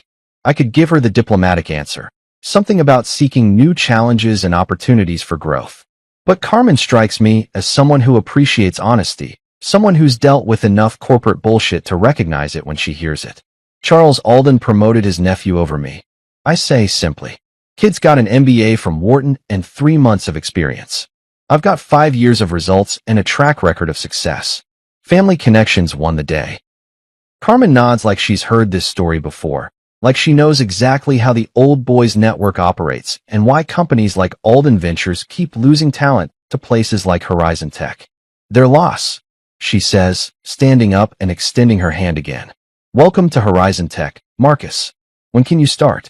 2 weeks later, I'm cleaning out my desk at Alden Ventures for the last time, packing up 5 years of memories and frustrations into a cardboard box that doesn't seem nearly big enough to hold everything I'm leaving behind. Jack avoids eye contact when he walks past, probably still trying to figure out how to handle the Morrison account renewal without me there to hold his hand. Charles hasn't spoken to me since our last conversation in his office, which suits me just fine.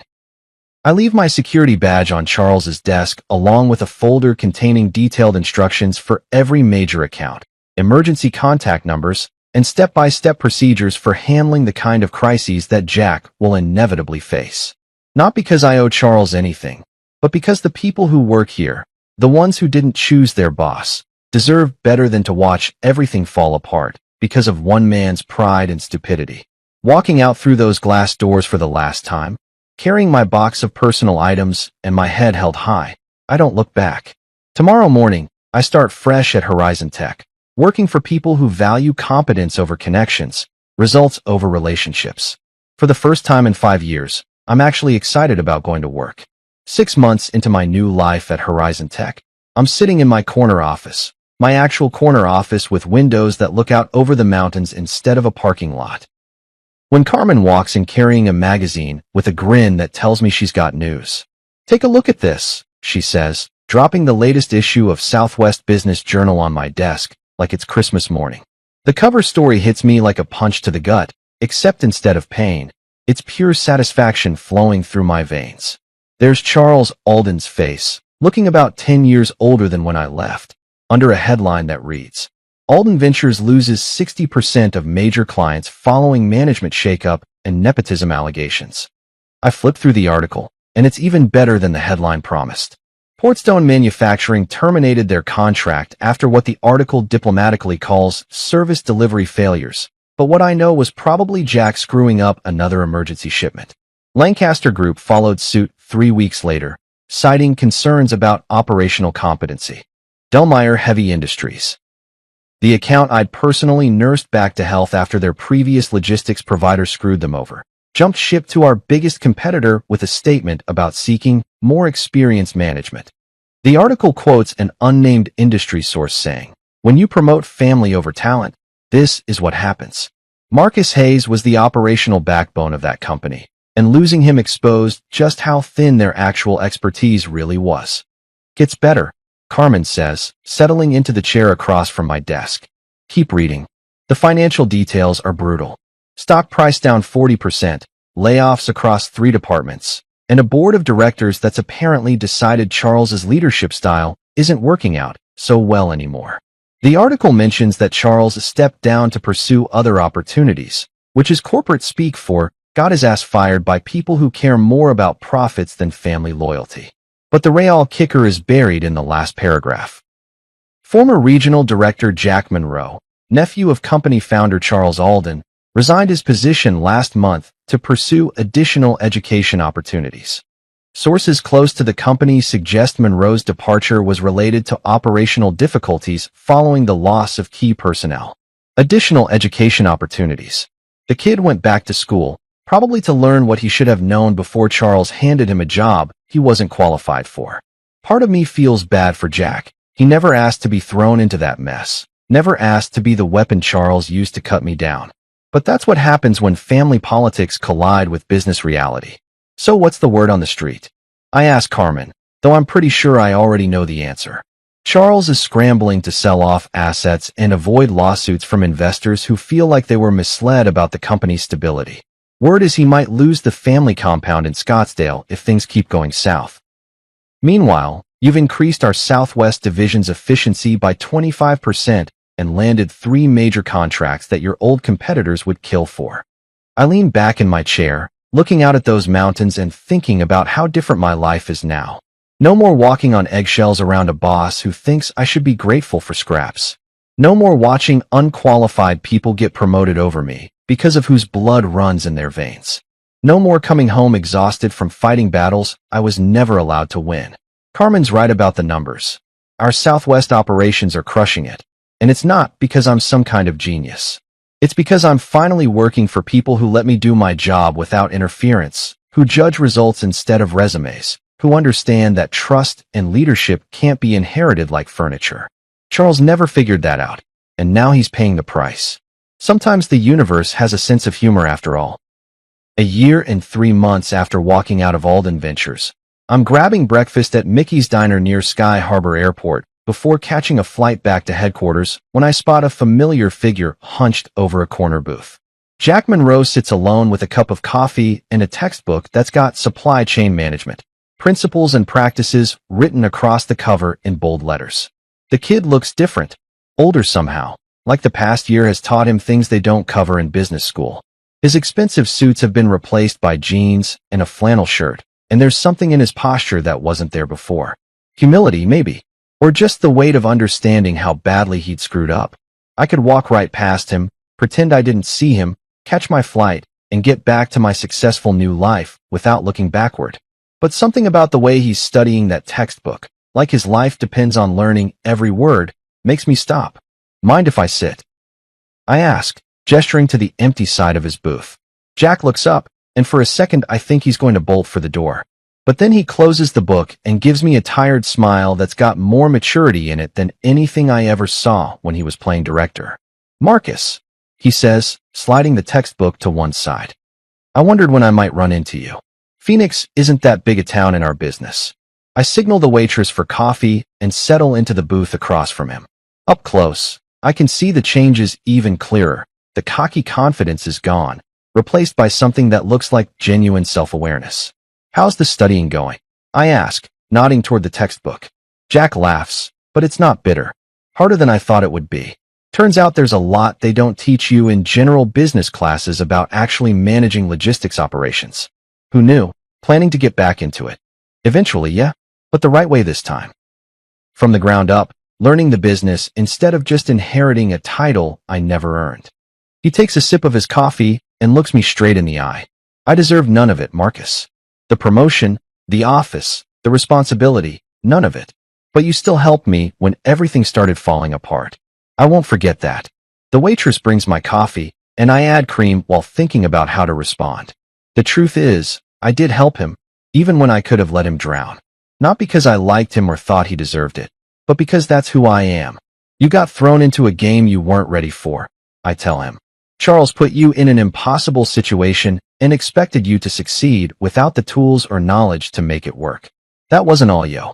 Maybe not all of it, Jack says, but I should have known better. Should have told Uncle Charles the first needed more time, more training, more everything before taking on that kind of responsibility. Pride, I guess. I wanted to prove I could handle it. And now I know that wanting something and being ready for it are two completely different things. I'm working for a small freight company in Tucson, learning how trucks actually get loaded and what happens when deliveries go wrong. Making about 1/3 of what I was making at Alden Ventures, and I've never been happier to clock in every morning. I can respect that. There's something to be said for a guy who's willing to admit his mistakes and start over the hard way. What about Charles? I ask, though I'm not sure I really want to know. Jack's expression darkens a little.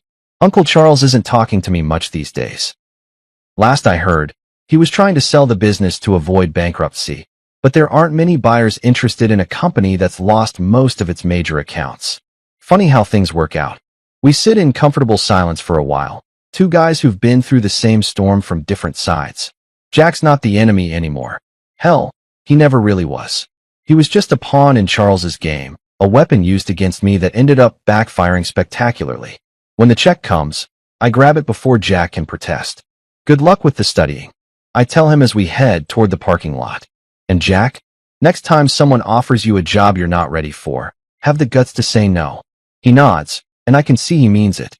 Some lessons can only be learned the hard way.